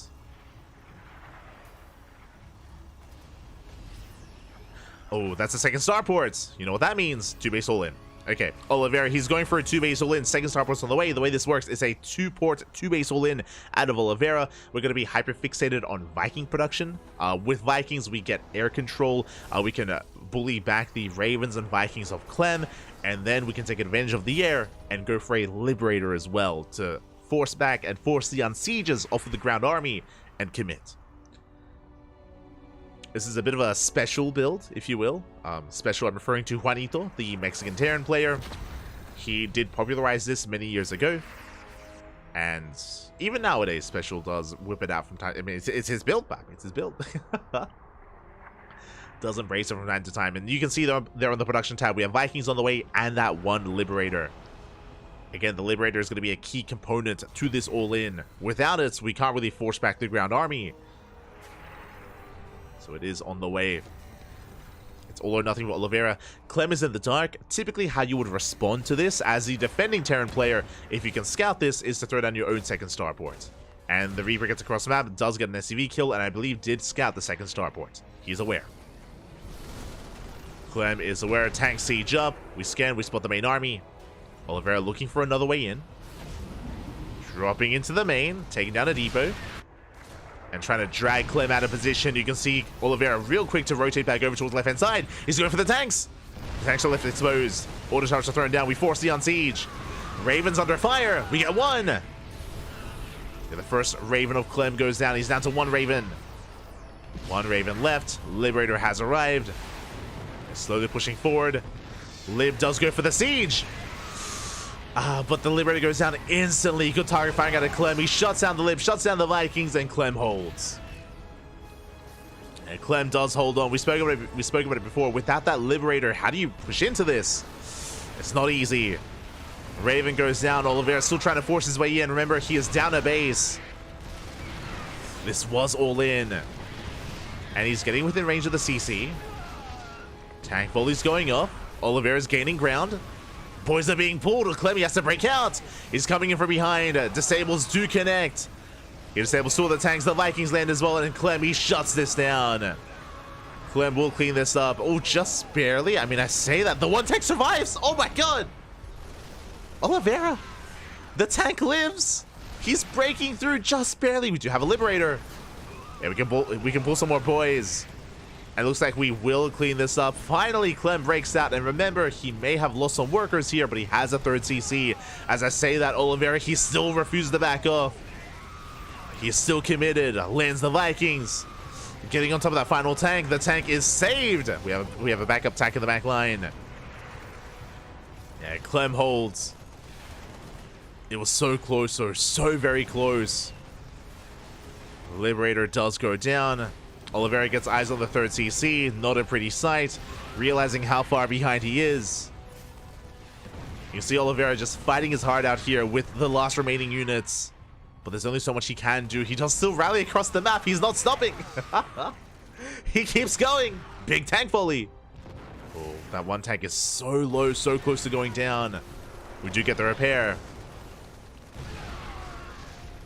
Yeah, Oliveira, he doesn't back off. Doesn't let up.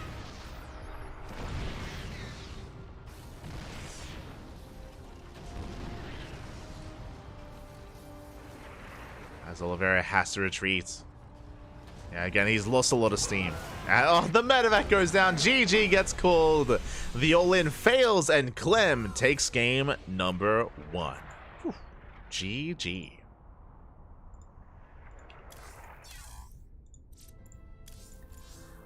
GG, well played. Clem does take a lead here in the series. That was a close hold, but again, it was so important that Clem was able to focus on that Liberator when he did. If you remember, the Liberator did fall instantly. I say instantly. It was prioritized by Clem. He was able to focus it down. Liberator did fall. Without that Lib, we couldn't really push into the National too efficiently, but Oliveira was already all in, so he had to force the issue anyway. He had to go in regardless, and in the end, he did just run out of steam. He ran out of units. Did peter out. And Clem takes the win. Takes game 1. Now we're getting ready for game number 2. Getting ready for that second game. Harstom's covering it? Oh, okay. If Harstom's on it, that's all. At least we have someone. At least we have someone. Double checking.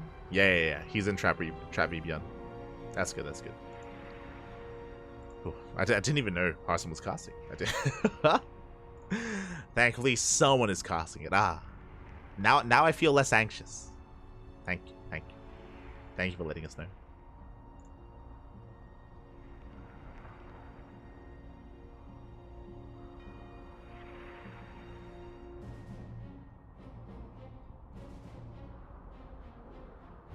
With that, GG, well played.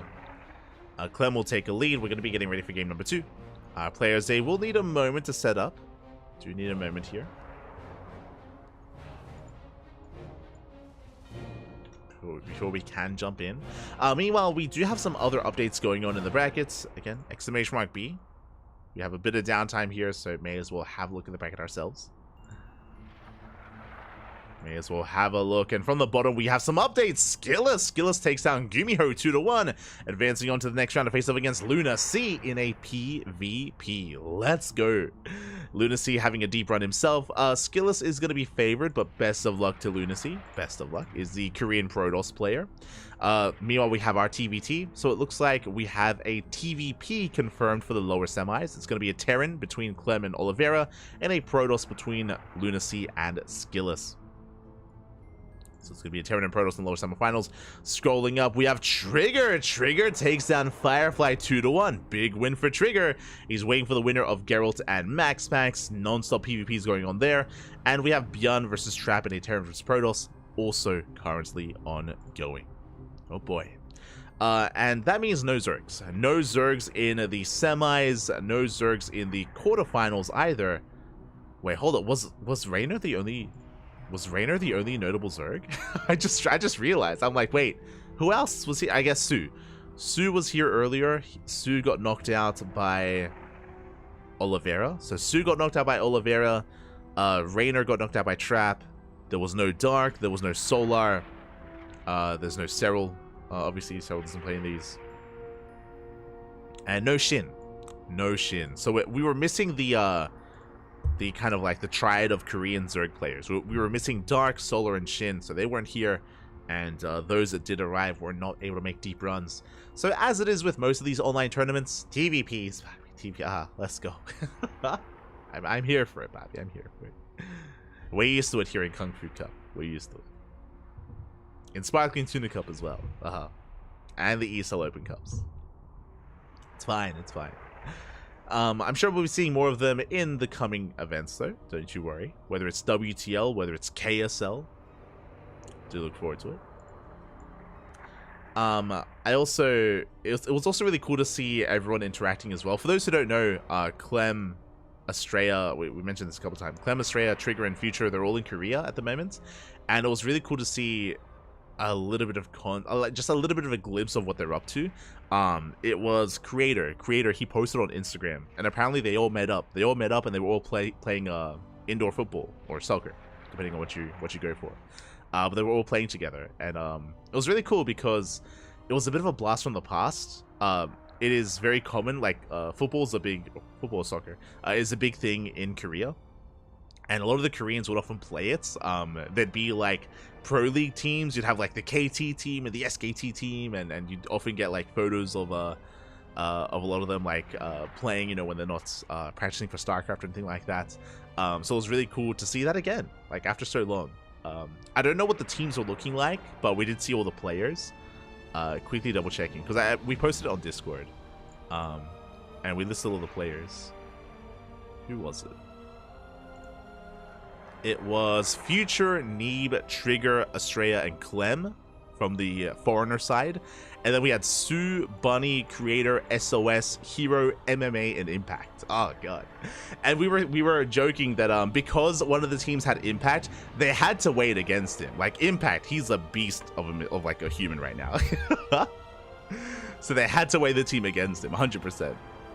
But we're jumping into game 2. Alright, jumping in. Again, we're just waiting for the players to finish up and get their lobby ready. And we're now getting into game number 2. But for those who don't know, Impact, he is an ex-Axiom boy. He's a Korean Zerg player. Oh, we're going for a proxy. Let's go. Not just one proxy. We have a second SCV. We're going for a proxy 2 racks. Oliveira has no chill this series. Game 1 went for the 2-base all-in. Game 2 going for the proxy. Oh, boy. Oliveira is doubling down. But yeah, Impact nowadays is a bodybuilder. He does compete in like bodybuilding competitions, and we've seen him on stage. He's won events already. And his physique is crazy. It's insane. It's hard to believe, like, that's Impact nowadays, but he's looking good. And if he's competing, if he's playing some football, I mean, we were joking. We were saying, like, I could already imagine, like, Trigger and Bunny and Clem, like, hanging off Impact while he, like, runs across the field. I can already see it. And they don't slow him down, Papi. They don't slow him down. No. He keeps going. He keeps running, Papi. Yeah, Discord server.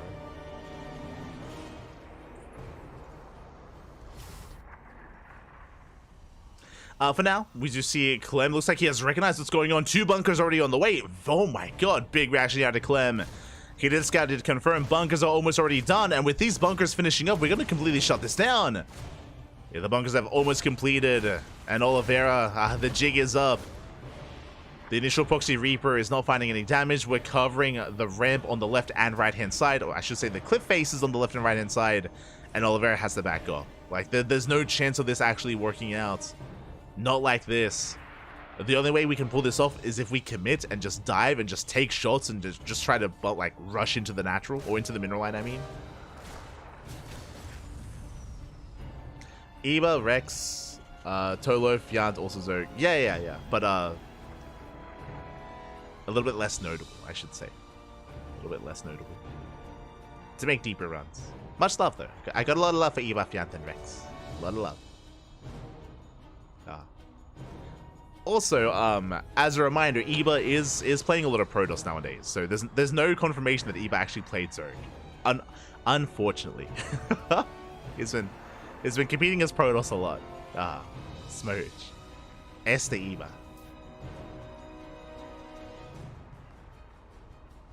I'm pretty sure nowadays he does compete more as Protoss than Zerg. Unfortunately, we'll get him back. We'll get him back. Don't worry. As Oliveira continues Reaper production, back at home he's going for a CC on the low ground. And we're going to try and macro out of this. It's not going to be easy. Not going to be easy here for Oliveira. You can see how, like, he has to keep making Reapers, otherwise he has nothing.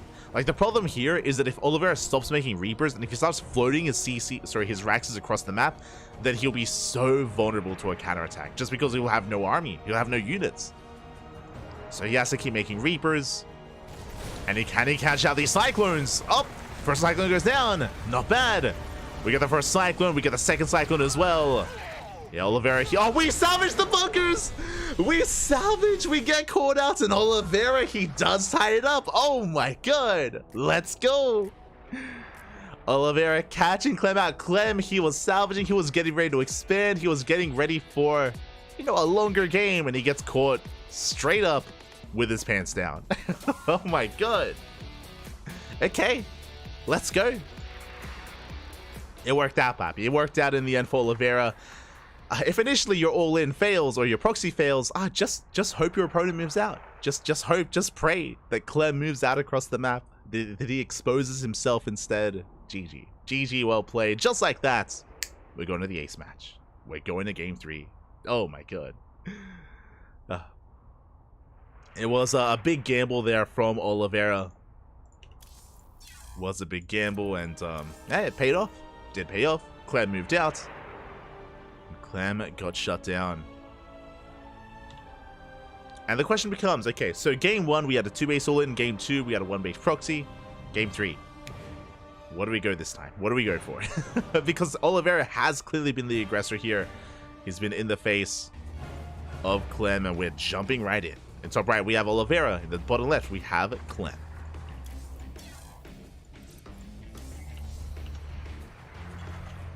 Go. Alright, jumping into this.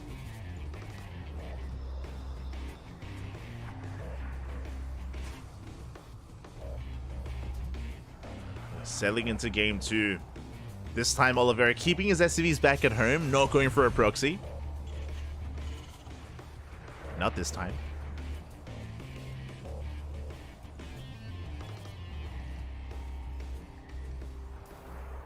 To have our Raxes back at home instead, calming things down. We'll see if we do embrace something like double gas play. And there it is. It's going to be a double gas opener out of Clem. Ooh, Oliveira opening up 2 Rax Reaper. Okay, for those that are unaware, basically Oliveira is going for a blind counter.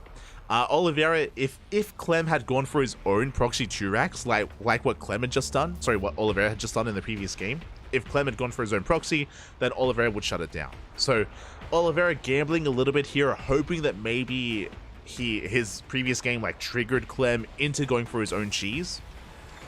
Alas, it's not going to be the case. Clem is going for a standard opener, which means Oliveira with these additional Reapers back at home shouldn't achieve too much. He will have map control initially, true. He will have map control, but Clem should be going for a factory. There is factories on the way into Cyclone or Hellion, and we should be able to embrace a longer game. Oliveira does confirm. Interesting, going for the reactor. Does go for the reactor on the Rax. Gets into his initial Reaper.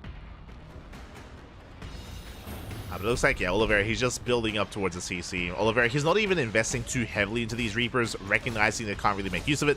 Ooh, SCV taking a lot of hits. Yeah, Oliveira does overextend. Reaper takes damage, SCV as well. And Oliveira, he has to get the hell out of here. Bleeds out the first SCV. Trading 1 for 1. Does pull away. Meanwhile, Oliveira is making Marines, and Clem has his first Cyclone in production. So the game will progress from here. Both layers are expanding. Oliveira, with this initial double Rax opener, is setting up for a bit of a 2-1-1. I'm curious if we keep the Tech Lab on the Rax, and if we go for Stim. And so far, it looks like we're not setting up for an add-on swap. And this could be an interesting one here. Meanwhile, Clem is dancing with the main army, does delay the CC even further. Gets the SCV. Another one does get brought down. So a nice pick-off here from Clem. Getting his own CC back at home. And there it is, Stim is on the way. Okay. So, we're going for a 2-1-1. This is rarely seen in TVT. This is typically a TVZ build. We see it sometimes against Protoss and against Terran players, but this is going to hit like a truck. We're building up towards a very potent Stim timing. Meanwhile, we delay the CC once again. Oh my god! The command center delayed for another time, for a second time. Yeah, we're picking away at the Marines. The Marines are going down one after the other. Before Stim is done, these Marines are so fragile, they're so vulnerable. We shut them all down. And we're exposed. We have almost nothing in the main base. We could actually go into the main, but for now we're just getting secure damage at the natural. The CC taking a lot of hits. And this is a rough start for Oliveira. Not just because he has no low ground control of the natural base, but because he lost so many Marines. That means that Stim timing is going to be that much weaker. The CC's under fire. Yeah, the Cyclones are going ham. The base taking a lot of damage, but we do repair. Oliveira does repair. Does hold. And Oliveira should be setting up for essentially a 2-base all-in. Tank Del Siege. Tank Del Siege in time. CC still under fire. Oh no, can we get it? No, the base goes down. Oh my god. The juggling as well. Clem, he's all over this. GG gets called. That is game-ending damage, and Clem will take the series 2-1, advancing on to the next round, to the semi-finals. GG. GG, well played. Clem will take it. A brutal start of the game there. Oliveira trying to be cheeky, open up 2 racks. Again, he was hoping to catch or to mind game Clem a little bit. Upon realizing that Clem went double gas, Oliveira had to go for, or tried to go into a 2-1-1 variation. But with the micro of Clem, he traded so very well early on against all those Marines. He got like 5 or 6 Marine kills. He got like 3 SCVs. He delayed the CC. And killing that natural was game-ending damage. You cannot afford that kind of loss that early on. That was insane that Clem was able to bring it down. Not just that, but also pick away at so many Marines as well. He just picked Oliveira apart. GG. Congratulations. Congratulations here to Clem. And with that, Clem is our first semifinalist. Sorry, our second semifinalist. We have some other results coming in. Oh my god. A result that I wasn't quite expecting here. But Trap, he 2-0's Bjorn. Trap, he's been on fire. He took down Raynor, Classic, and Bjorn. I mean, we all know that Trap has been improving a lot over the past 2 months. Trap has been improving so much, but for Trap to bring down a top player from every race, Raynor for Zerg, Terran for Bjorn for Terran, and of course Classic for Protoss. Very impressive stuff here.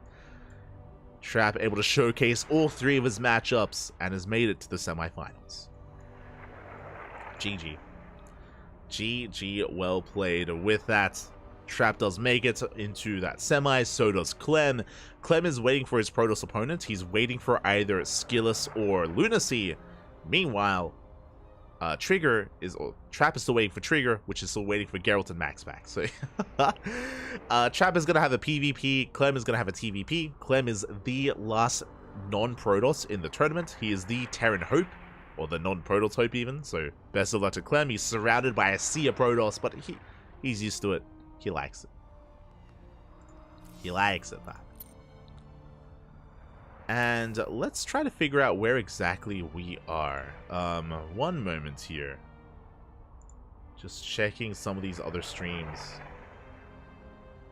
I imagine, because there are some other casters out there, and okay, so no shot. Geralt and Max are still in game 1? They're 30 minutes into their game. The hell? No shot. Oh, we're gonna be here for a while, folks. We're gonna Geralt and they're in game 1. I thought they were like in at least the ace match. Yeah, they're 32 minutes into the game. I mean, it's impressive. It's hyper late game between Geralt and Max, but that means the upper match is gonna be heavily delayed. Meanwhile, do we have any other updates? Do we have an eye on some of these other matches? Okay, we do. Skillus just took down... oh, let's scroll down here. Skillus just took down Lunacy 2-0, and now Skillus is up against Clem. Skillus is now up against Clem in the lower semifinals, and I believe that should be our next series. That should be our next series. Because the semifinals are always casted by the clean feed, that means that we will most likely not be jumping into those games. We'll be covering it via clean feed instead.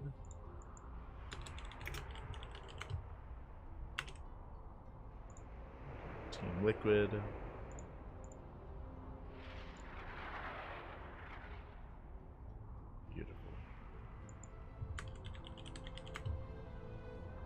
That is the next series. Clem versus Skill is a bit of a team kill.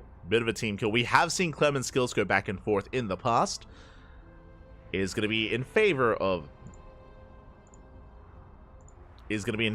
Clem, but again, it is not unheard of for Skills to take maps and take series off of Clem. We'll see if he can pull it off. As I believe they are about to jump in.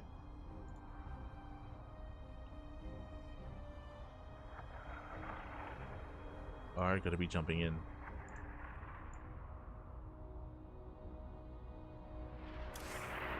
And we may as well head over to the America server.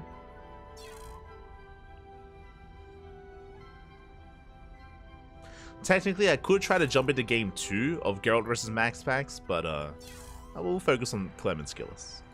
Does make sense. We'll focus on them.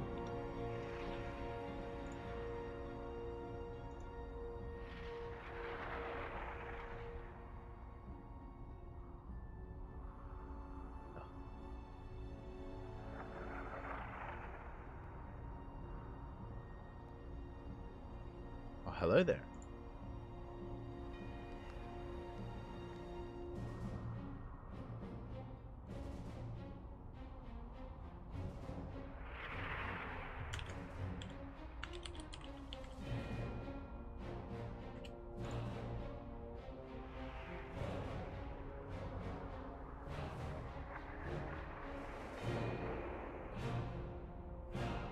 as vetoes are underway. And yeah, up next is going to be Clem versus Skills. Predictions will soon be open once we have our lobby and once we have our first game. We'll be jumping into those predictions. Best of luck. Best of luck.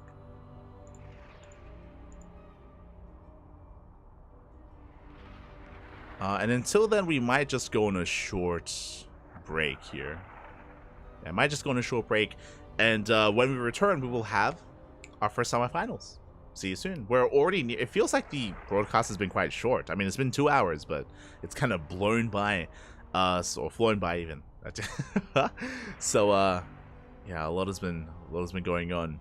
But yeah, we're gonna be going on a short break. When we come back, we'll have our next series. See you soon. See you soon.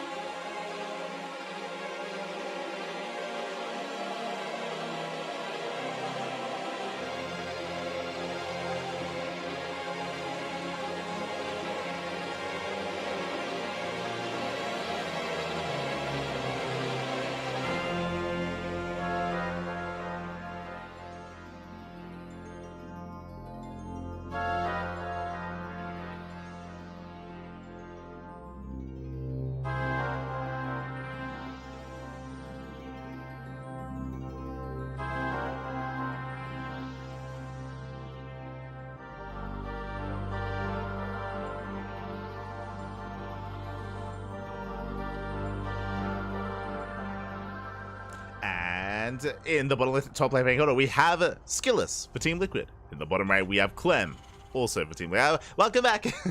Sorry, had to quickly get my intros in. But welcome back, everyone. Welcome back to the semi-finals of the KungFu Cup, round number 11. If you're in the chat, predictions are open. Place your bets. We have our 2 players. We have our 2 Team Liquid boys. But only one will make it on into those finals. Best of luck. Will it be the Terran? Will it be the Protoss? Will we have a non-PvP finals? That is the question. Remember, Clem is the last non-Protoss hope in the tournament. All the others have fallen by the wayside. Oliveira, Björn, Rainer, you name it. They've all fallen one after the other. Clem, the only one standing against the tide of Protoss. Oh, let's go.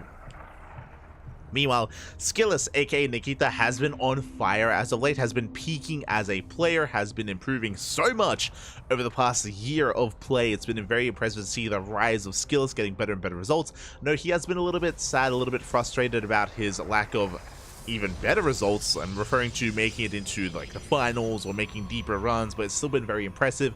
We have still seen a big rate of improvement, and we'll see if he can do it again and bring Clem down again as well.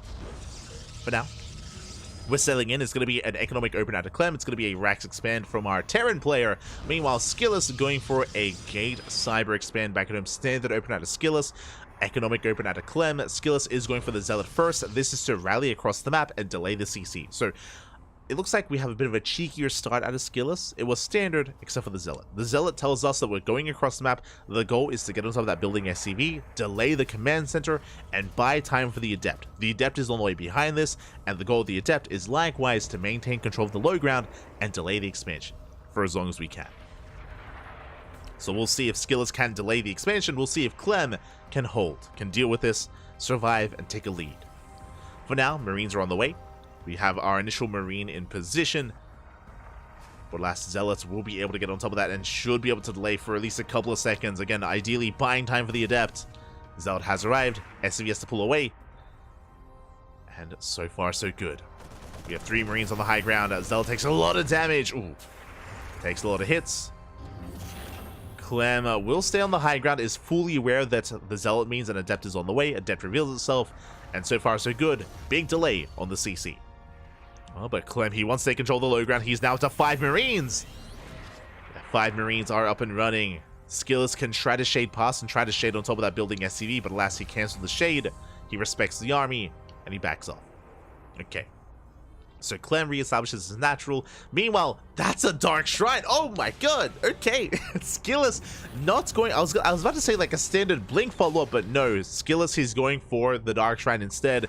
Skillous, clearly he was watching last night. He was watching ESL Americas. He was watching Beyond versus Geralt. If you were here for ESL Americas on this channel, you would know what I'm referring to. But Geralt did pop off, did defeat Beyond, did take a map at least with a cheeky DT build, where DT's waddled in just as Beyond muled. Beyond, he muled at just the wrong second, just the wrong time, and DTs, they popped off the end of the game, then and there. So it is a risky move here out of Skillous. It can end the game one way or the other. As Clem has taken map control, he's moving out across the map. Clem isn't all in, he isn't being hyper aggressive, but he's moving out nonetheless to just gain control of the map and to threaten the third base, maybe even threaten the natural. These are Vanilla Marines, bear that in mind. Vanilla Marines, we have the Cyclone in position, but alas, we have the shield battery, we have the overcharge. Widowmine is borrowed, and Clem backs off. Ooh, the drops do pass by each other. Did we scout each other? Or did we see? Do we know? Dark Shrine is done, bear that in mind. And the most important thing right now, we have to keep an eye on the CCs. Do we have a scan? For now, we're about to have a scan at the natural. We're about to have a scan at the natural base, but if we mule... Uh-oh. Widowmine does not go off. We need to... Does he mule? Up! Up! Barely not. Yeah, he holds onto the energy. He does have one scan. DT reveals itself. We should be able to deal with the first one. Second gets into the main. We kill... Oh, we have the first scan. We sniped that Prism. Prism goes down. DT goes down. We are getting damage done, but this is costly here for Skillous. As now we have a second scan. Yeah, Clemmy's safe and sound. He has a second scan available. He is contained to one base. Is contained to a one base economy. Oh, can we get away? Oh, we cannot. Nice spotted blocking out of Clem. He shuts down the DT. Cleans them up. He lost, what was it, 4 SCVs? Like 4 to 5 SCV kills. We deny mining at the natural. It's an okay amount of damage. But remember, we had to forego Blink for this. Blink is not done as a result. And because of that, we're a little bit more exposed, a little bit more vulnerable. Likewise, third base is on the way. Skillous trying to recover.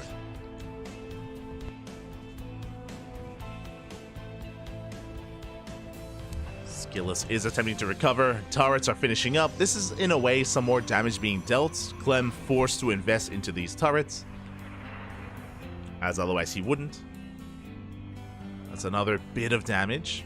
DT waddles in, but we do have the turret in position. They with back off.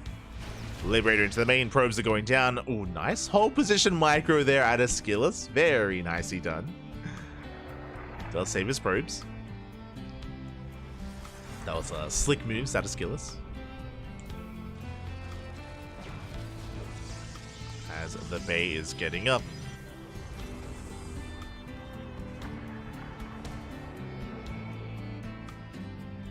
The bay is getting up and running, working towards Colossus, working towards Disruptors. Pick your poison. We'll see which one we do Embrace first.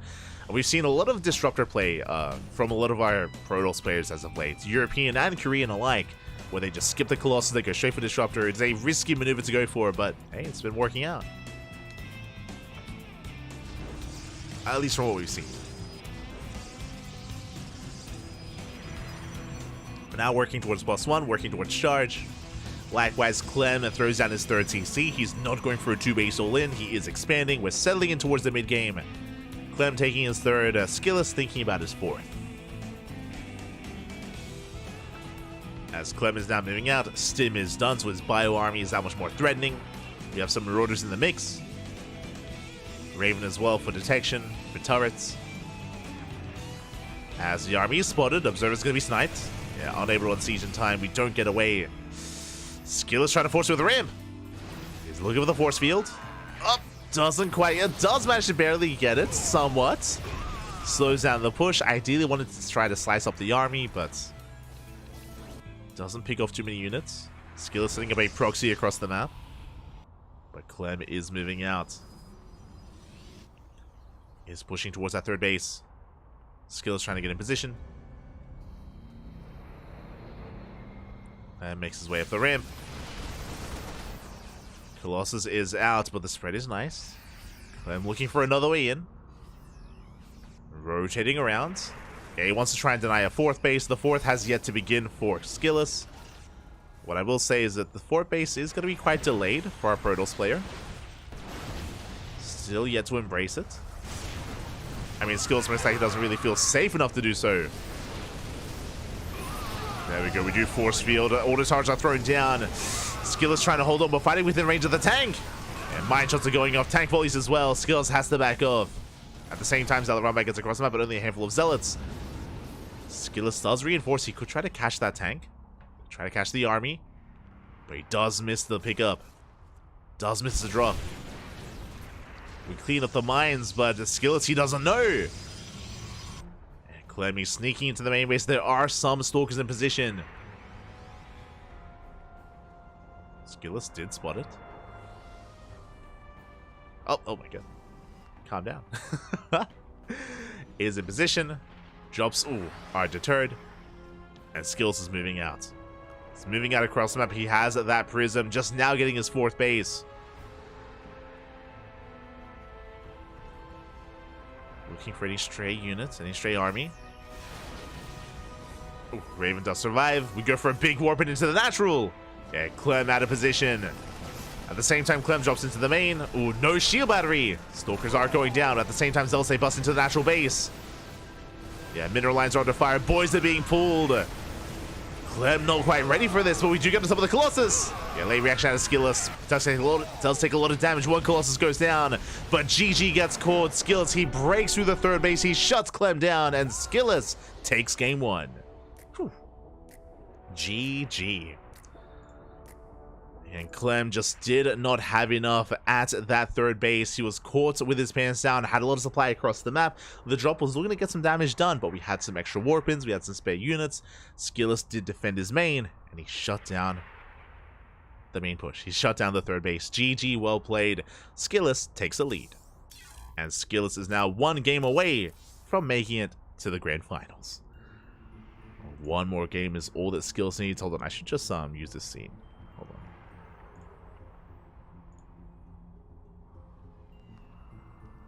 I got you. There we go. Then I can do this.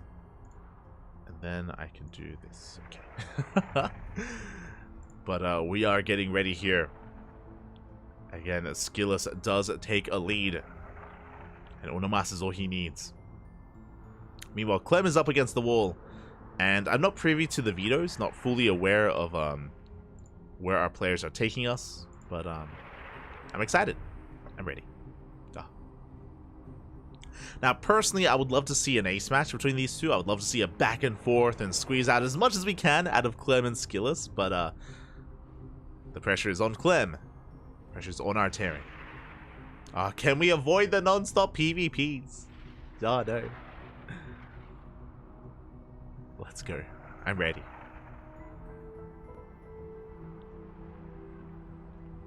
Let's go.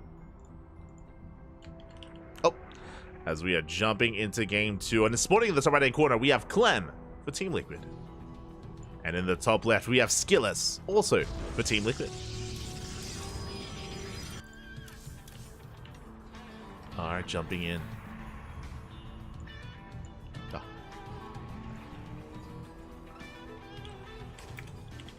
Oh. My apologies, is Shiva Blaster like a reference? Like, when I think of Shiva, I think of like Final Fantasy. Like, I think of like, because Shiva's like a summon or like an Ion in Final Fantasy. Am I crazy? Like the ice summon? Yeah.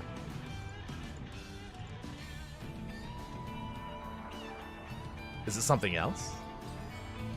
Oh, from a TV show called League. Oh, okay. My apologies.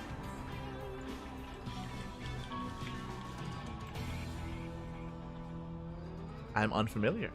There you go.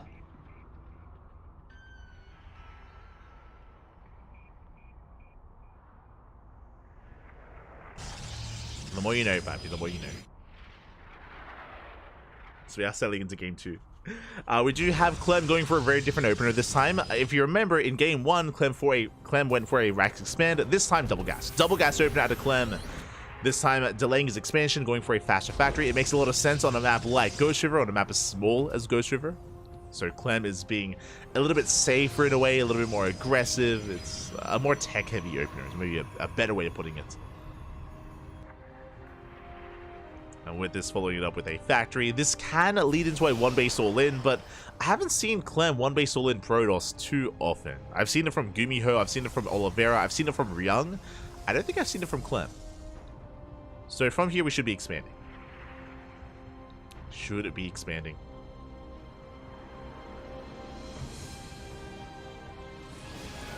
And there it is, CC on the high ground. Reaper gets across the map, Adept is in position, and Skillus will fend Clem off.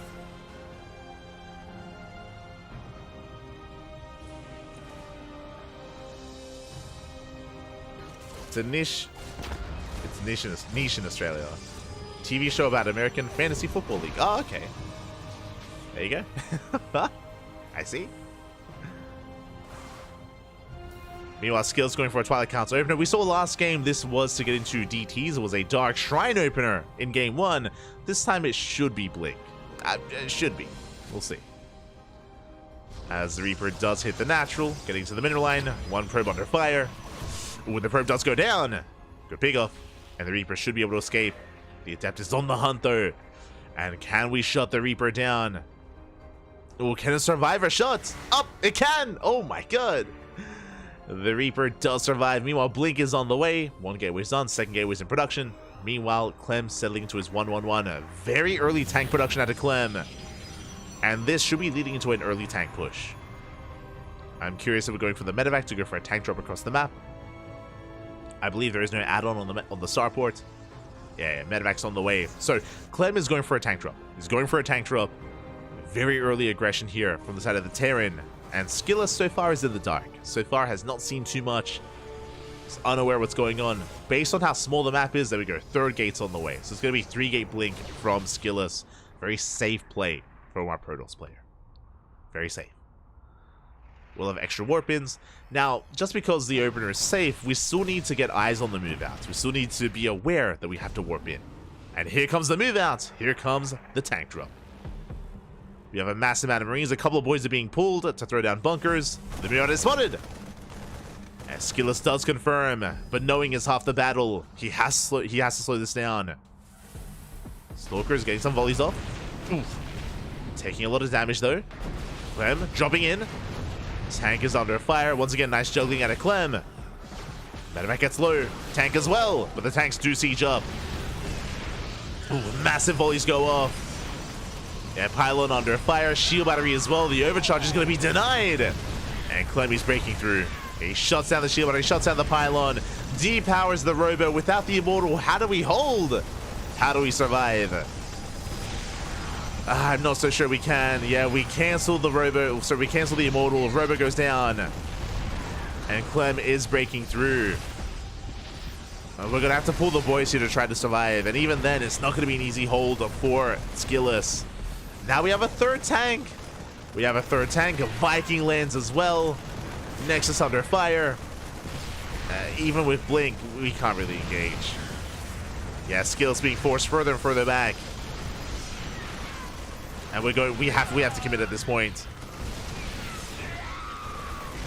But the base is going to go down. We do barely pop the overcharge, but the damage has been done. And Clem is snowballing out of control. GG gets called. We don't even get the final fight. And Clem ties up the series 1-1. GG.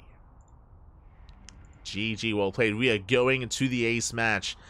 Oh boy, again, Clem, he did commit, did just double down. I mean, it's Ghost River. You have very little time to respond. Very little time to respond, very little time to react. Basically, the game-winning move was Clem sieging up within range of the shield battery. That was game then and there. Not just the shield battery, also getting within range of the robo. Like, for Clem to get that close, for Clem to get into that position, I mean, what can you do there from Skillus? He was just up against the wall, had no room to micro back, no way to surround, no way to engage. And with that, GG. GG, Clem does tie it up, and we're going to the ace match. I'm hoping for a longer back and forth. I'm hoping that we can sink our teeth into the ace match. I mean, it's good that we have a game 3. I would love to see the mid game. It's up to our players, though. It's up to our players, man. No DTs this game. That's his problem. True. No DTs. So we are settling in. Clem owned Oliveira. I mean, it was Oliveira being hyper aggressive. Oliveira, he was very aggressive in this series, and it went to the ace match. What do you mean? Went all the way to game 3. Aye. It was back. It was close, man. It was close.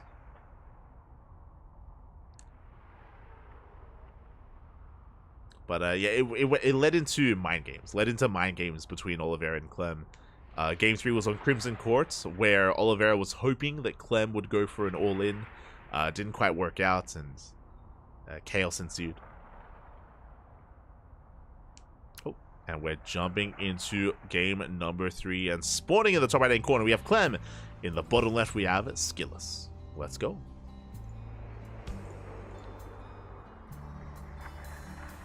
Let's go. As we have settled into the ace match. Clem skirting around the edge. This is looking like an eBay block out of Clem. This used to be very trendy. Never mind. We're not going for the base. We're not going for the natural. What is our plan here? Clem, you have my attention. Okay, we're going for the proxy racks. We're going for the proxy towards the north side. We're scouting, we're checking, but we're checking the linear third. We're checking the third base. We're not checking the fourth. We do not scout the proxy. Aye. So, oh, do we check the cliff face? No, we don't. We don't check the cliff face. With this proxy, we can go a couple of different ways. We could try to commit into Proxy Marauder, or it could just be Proxy Reaper to get some probe damage and to get into a longer game.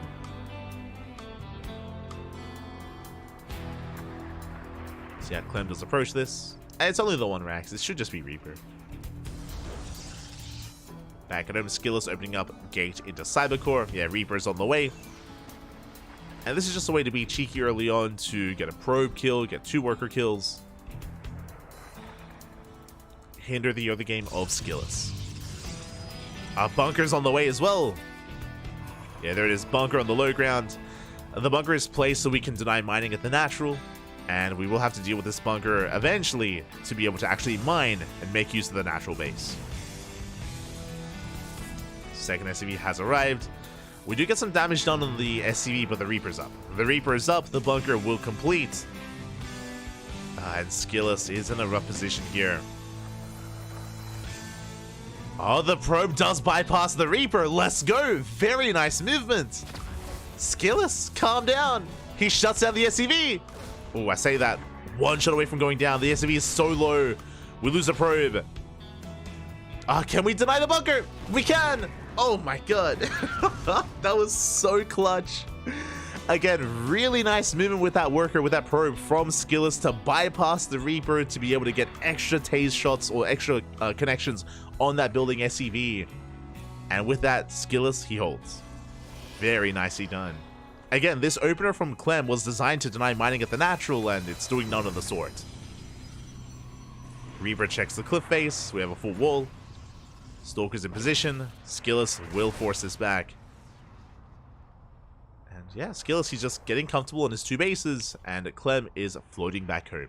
Now, Skillus, his take of choice is going to be a Stargate. Interesting move. We're going for a Phoenix Space Turret. I'm assuming it's Phoenixes. Technically, it could be Oracle. True. I don't know if Skillus is really that kind of player. When I think of a player that opens Oracle, I think of Hero, I think of Classic. I think a lot of the Korean Protoss players, it's a lot more aggressive, a lot more assertive. Also risky as well. But I imagine Skillus will just embrace the Phoenixes and get map control. Phoenixes are on the way. So with a Phoenix opener, the goal here is to shut down drop play. To shut down the drops.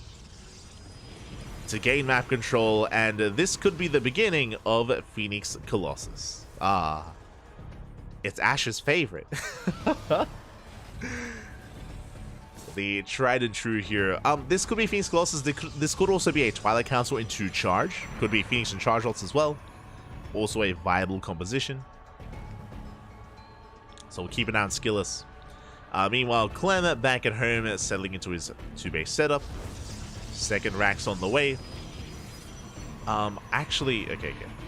Did open up 1-1-1 into the second Rax. Going for a Mind Drop. But the Phoenixes are in position. And the Mind Drop is deflected. Can we catch the Phoenixes? Up! Ooh, we lift one, but yeah, the other shot goes off. I mean, the Phoenix can tank a shot. And we're going for the Medivac. Nicely done here by Skillus, and nothing to punish. Medivac is going to go down. Massive pick off. We get a Widowmine, we get the Medivac, and can we hunt down the final Widowmine? Remember, we don't need detection. We can just lift. We can, and we will. At the same time, Clem does dip into the main. The Reapers are making up for the dead Widowmines. So far, 3 probe kills. Very nicely done, actually. 3, 4 probes. Oh, 5. Oh my god. That is a bit too much here. And even though we shut down the Widowmine drop, this suddenly is an okay trade. Oh, the Cyclone. Cyclone is caught. Ay. It's a very messy game. Bleeding out Cyclones, bleeding out the drop. At the same time, 5 probes go down. Very back and forth. Clem building up to a 3-1-1.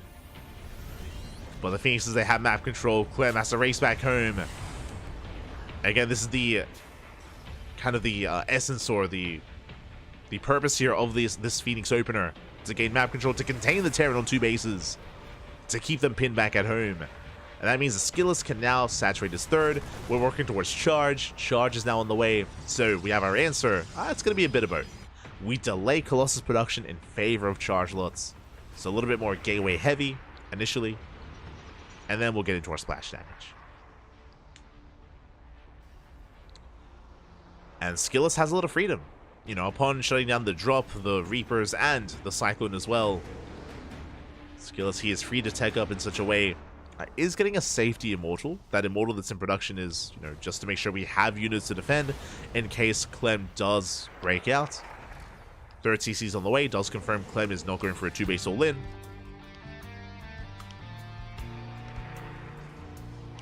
And will eventually break out once Stim is done. Basically, Stim is kind of the launch pad here, or really the upgrade of choice to break out, to shut down the Phoenixes, and to finally expand. Phoenixes do retreat. Skillus, he's aware of the timing. Does pull back home. Skillus, I believe, has the Zelnaga as well. So he does spot the main army moving out. And can Skillus hold here? Colossus is halfway done. It's about to pop out. We have that safety Immortal. We have some shield batteries as well. Some force fields. Drop on the right-hand side. Kind of threaten to dive into the main. Clem getting in position. Skillus likewise ready for the drop. With those Phoenixes. And the armies do clash. So we pick away at the Marines. We zone Clem away. Getting into the Marine. And Clem retreats. Yeah, Clem, he knows that at this point enough time has passed that he cannot break the he cannot break the 3rd. Skillus defends. And Skillus is embracing his Colossus. Colossus are on the way. Clem taking his 3rd. And we're still pretty back and forth. We're still pretty even. What I will say is that ideally this 4th base from Skillus would have already been thrown down. I guess because of the posturing of Clem, he did kind of put a little bit of fear into Skillus, which did mean that he was focusing more on warp bids and less so on his base. Does mean that the 4th is delayed for the Protoss. So Skillus, his economy isn't ideal. It's still getting there. We're getting there. Skillus getting ready for his Zealot run-by on the left-hand side. Clem establishing his 3rd. Building up towards a Ghost Academy. Widowmine production. It's going to be Bio Ghost Mine. Handful of Vikings. I don't think Clem has actually confirmed the Colossus count, but once he does, he can go back into Viking production. As Skillus is moving up, bearing in mind that because Skillus' 4th base is delayed, his army is actually a little bit larger than it otherwise would be. So Skillus has potential to push in. We saw this in Game 1, very similar setup, where Skillus had extra units, had extra warp-ins. And Clem, he's looking a little bit vulnerable here. We have one tank, yes, but just the one. Yeah, we're going to be collapsing in. At the same time, Zealots into the main base. Zealots from the left-hand side as well. Ooh, Skillus cannot break through the main army, though. Not like this, but does get into the main. Yeah, that flank was delayed. Ideally, Skillus wanted to surround. He wasn't able to get it. That's a lot of Zealots into the main base, though. That's a lot of SCVs falling. The Prism is sniped. Can we get the tank? Up! Ooh. A massive mine connection. That was brutal. The tank will survive. A bit of a blundered push there from Skillus at the 3rd base. The Zealot drop in the main makes up for it. It helps keep things a little bit even here. But you can see Skillus plummet in army supply. Like, he lost a lot of Zealots at the 3rd and a lot of Stalkers as well. Got some economic damage, yes, but his main army is suffering as a result. And if we do get a head-on fight, I do want to favor Clem. Skillus needs time. Right now, he needs time. He needs to scare Clem. He needs to keep him at home. But Clem is going for a move out. And we'll see if Skillus can keep up.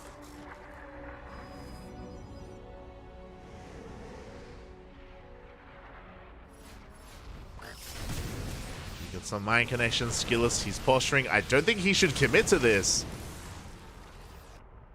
Skillus poking in at the same time. Double drop on the left-hand side. Skillus, he goes for the dive. Yeah, big mine shots. EMPs as well. And does Skillus have enough to drop across the map? We do defend back at home with Zealots. Skillus does defend. Does deny the 4th. The Colossus are under fire. We get 1. We get 2 Colossus kills. 1 Colossus left. And yeah, Skillus is going to lose everything here. The entire army crumbles. That was not a fight that Skillus could take. And he loses army across the map as well, and it looks like Clem has done it. Clem, he's broken the back of Skillus. Skillus just a little bit too aggressive, a little bit too assertive. And taking some rough fights, some rough trades, especially at the 3rd base. That was the turning point in this game, was the failed push at the 3rd. And Clem is breaking out and looking to snowball out of control. It's pushing towards the 3rd base. And there just isn't really a standing army. The Bay went down, 0 Colossus, 0 splash damage. Clem is playing it slow, he's going for the gold. But honestly, he can push into the natural. He can push into the 3rd, like this. There's not much stopping him. Oh, there's still that 1 Colossus left. Okay, we have the 1 Colossus. We can hold on to the 3rd base. But not much more than that. As Clem has a massive economic lead. We're relying on charge lots. We have EMPs.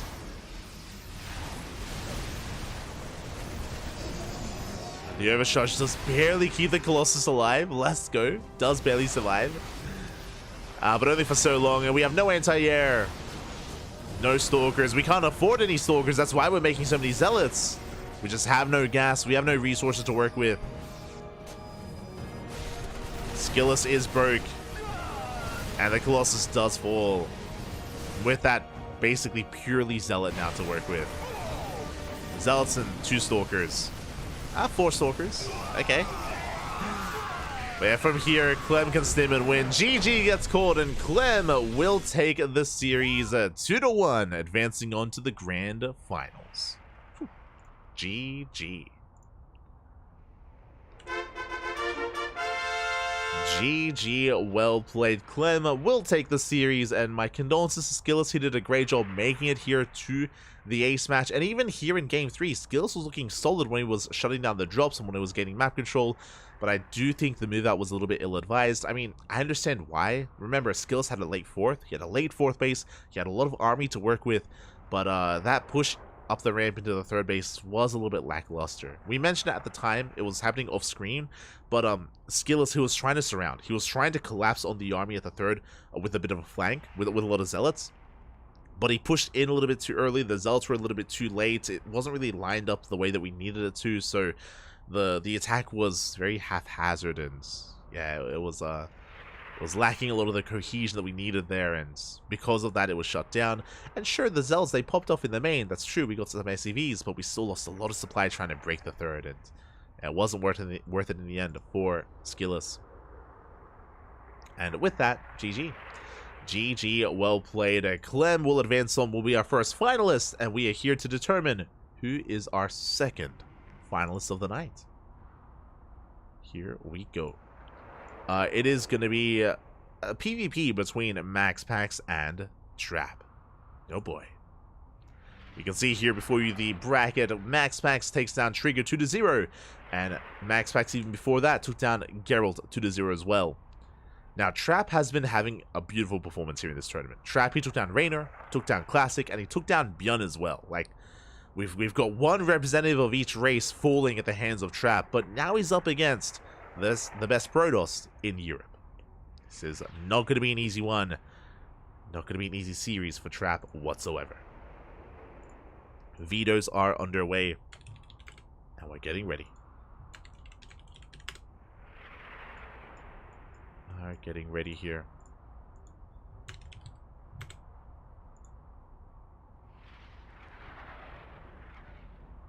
As we're just setting up our matches. There we go, you can see them. It's an old image of Trap from Wikipedia, but I appreciate it. You know, we got a fresh, updated image of MaxPax. Oh, looking solid. But it is going to be that PvP, and at least it also means we have some diversity in the finals. It means it's not going to be a mirror match. It's going to be a Protoss versus Terran, which, again, I do appreciate.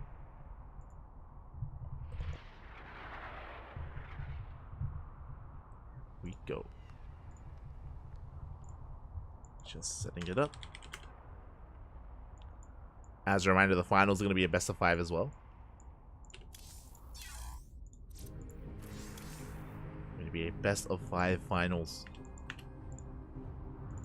I'm getting that ready as well. Man, beautiful. Beautiful. Okay. So because of that, we might go on a short break. Might go on a short break here before those finals. Just catching up in the chat. I envy Skills. I want to play with Clem. Oh, you played well. You played well. Lunacy, you played well. You made it to the quarterfinals. Very nicely done. Congratulations, Lunacy. Congratulations. Very nice performance. Making it all the way to face off against Skillus, against Nikita.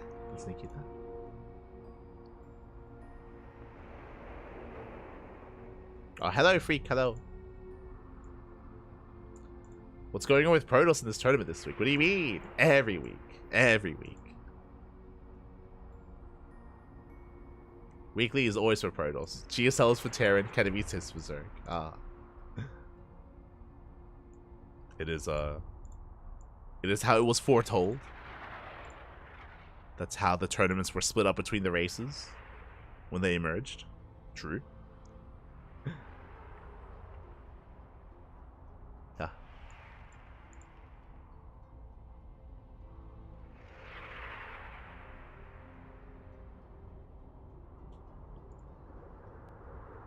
Here we go. So again, we're going to be going on a short break. It looks like a Trap and MaxPax need a little bit of time to prepare, so we're going to be going on a short break. When we return, we will have our semifinals. And I guess we only have 2 series left. We have 2 series remaining. We have this semis and then the grand finals thereafter. So we're running out of matches, running out of a series here, nearing the end of the broadcast.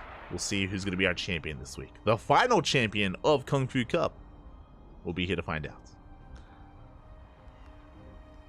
Until then, see you soon.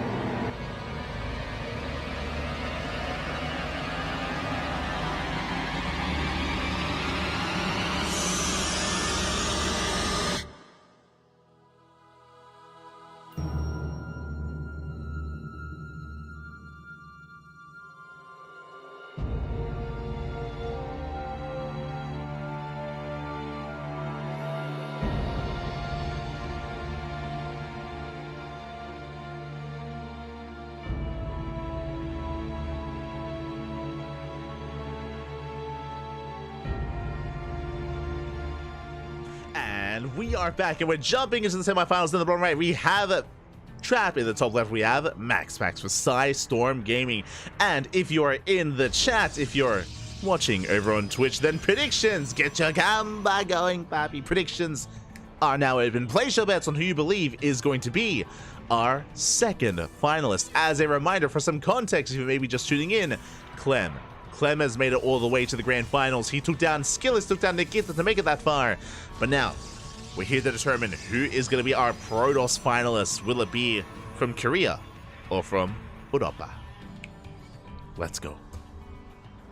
We are here to find out. Until then, we are loading into Site Delta. What does that mean? That means gate expands. That means we're going for the low ground gateway from both players. That means we're setting up for a more economic opener. This means this could be the beginning of Phoenix Wars. If you're a fan of PvP, if you're a fan of Phoenix Wars, strap in. Strap in, Bobby, strap in. It's a little bit too early to call, but it's usually what this kind of dynamic lends towards. We'll keep an eye on our players.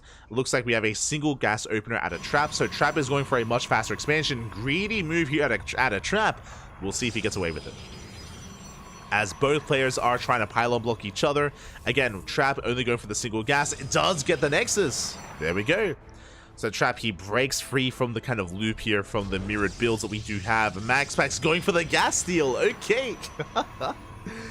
Bold move out of MaxPax. So Trap goes for a faster Nexus. He skipped his gas. Because he skipped his gas, MaxPax comes in with the gas steal to punish Trap and to keep his gas count low to kind of disrupt the build and disrupt the opener of Trap.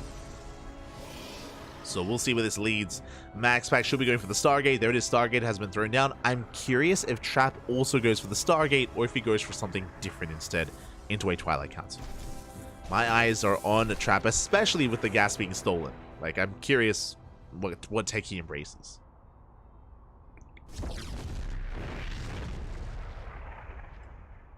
As Trap is still on the one gas. Stalker is going to shut down the probe. MaxPax finally expands. It's a very late expansion of MaxPax, but remember, with that Stargate opener, we can embrace the initial Oracle. Meanwhile, that's a second gateway for Trap. He has not thrown down any tech. He can't really afford much tech. Going for additional Stalkers. Trap does engage in the center of the map. Does shut down the initial Adept and Zealot.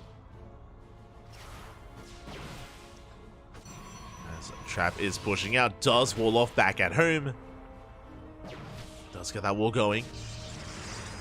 Oracle's on the way. Trap should be getting ready for it. Should be aware that MaxPax's opener does include Stargate play into Oracle.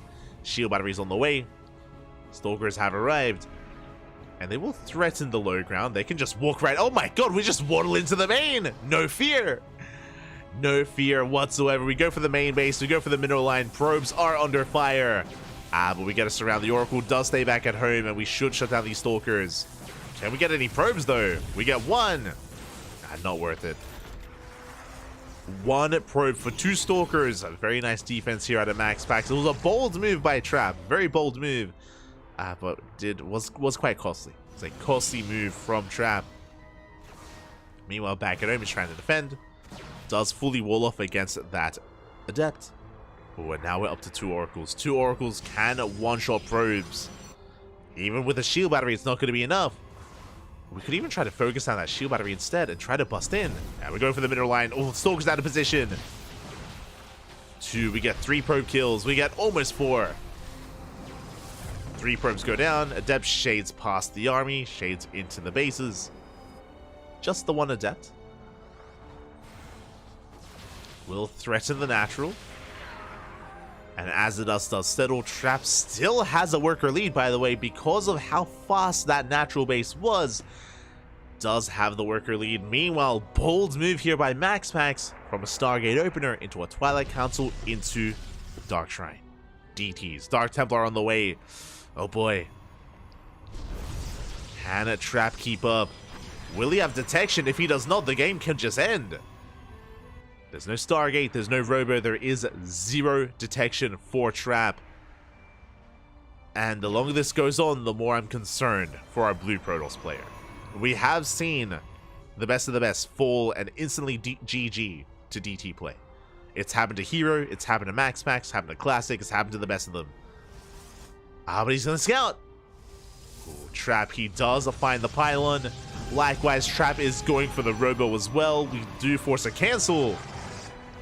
And even though we have a Dark Shrine, it's gonna take that much longer to get across the map. Okay, we're okay. We're holding. We are holding on, we are surviving.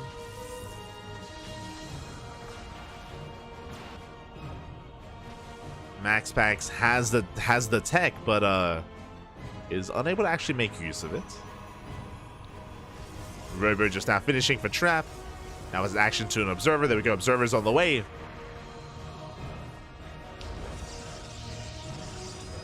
Trap is keeping up.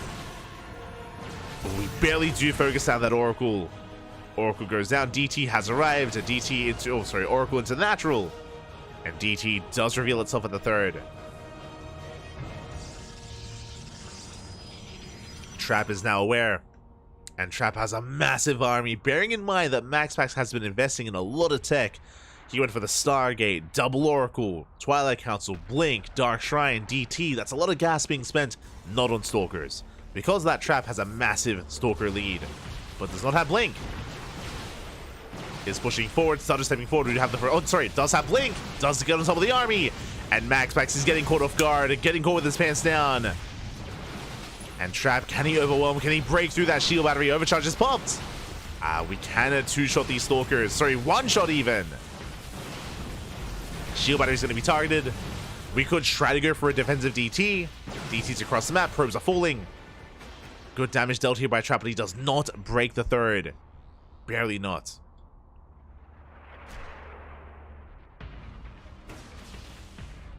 Max Pax still maintains a slight economic lead. We're trying to catch the DT, unable to. Does waddle away.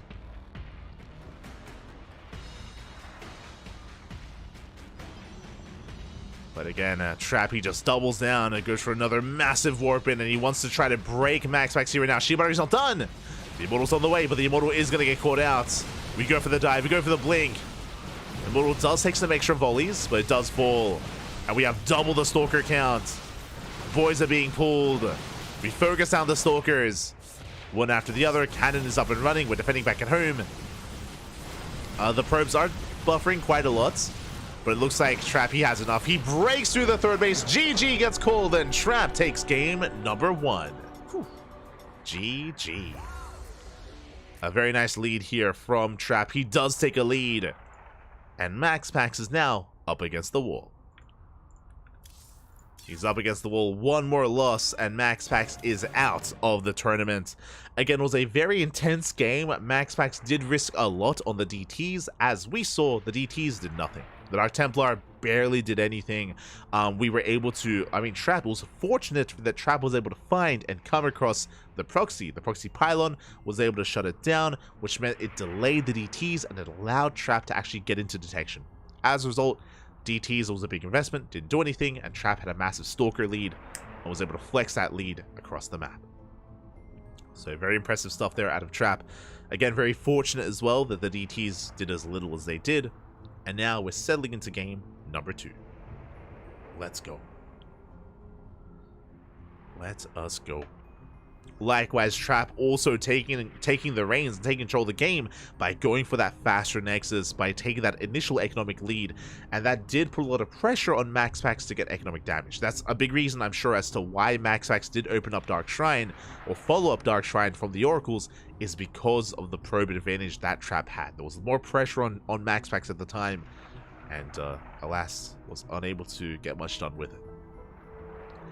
Now we're jumping into our next game. In the top right-hand corner, we have Trap. In the top left, we have Max Pax. Here we go.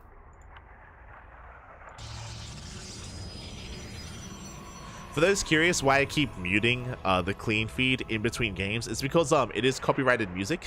So I would like to not be demonetized on YouTube. So that's why I keep muting right after the game ends. Trying to avoid the DMCAs. Trying to. No. So now we are settling in, getting into game number 2.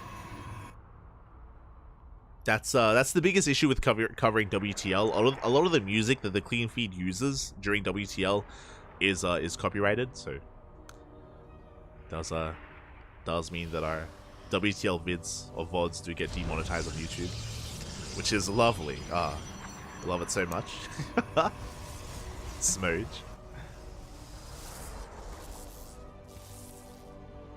So just trying to mute it as quickly as possible here in KungFu Cup.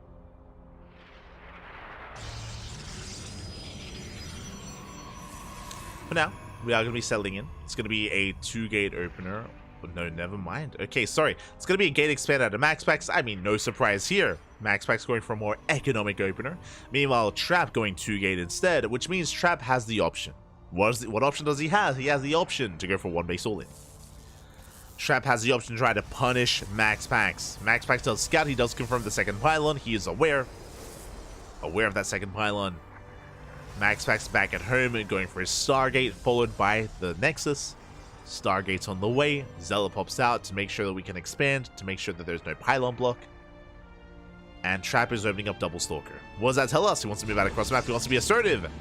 And we move out with a probe. But Trap, does he expand? Or does he commit? He's committing! No, he gets found! Oh, we get found immediately. A rough start for Trap. He throws out the pylon. Zealot is in position. The pylon is going to be denied. And yeah, the pylon is cancelled. Trap, his attempted proxy will not complete. And now we have to shift gears. Now Trap, he's in a bit of trouble. He goes for the third gateway back at home. Trap, he's still going for the 1-base all-in, but there is no reinforcement point across. The probe is found!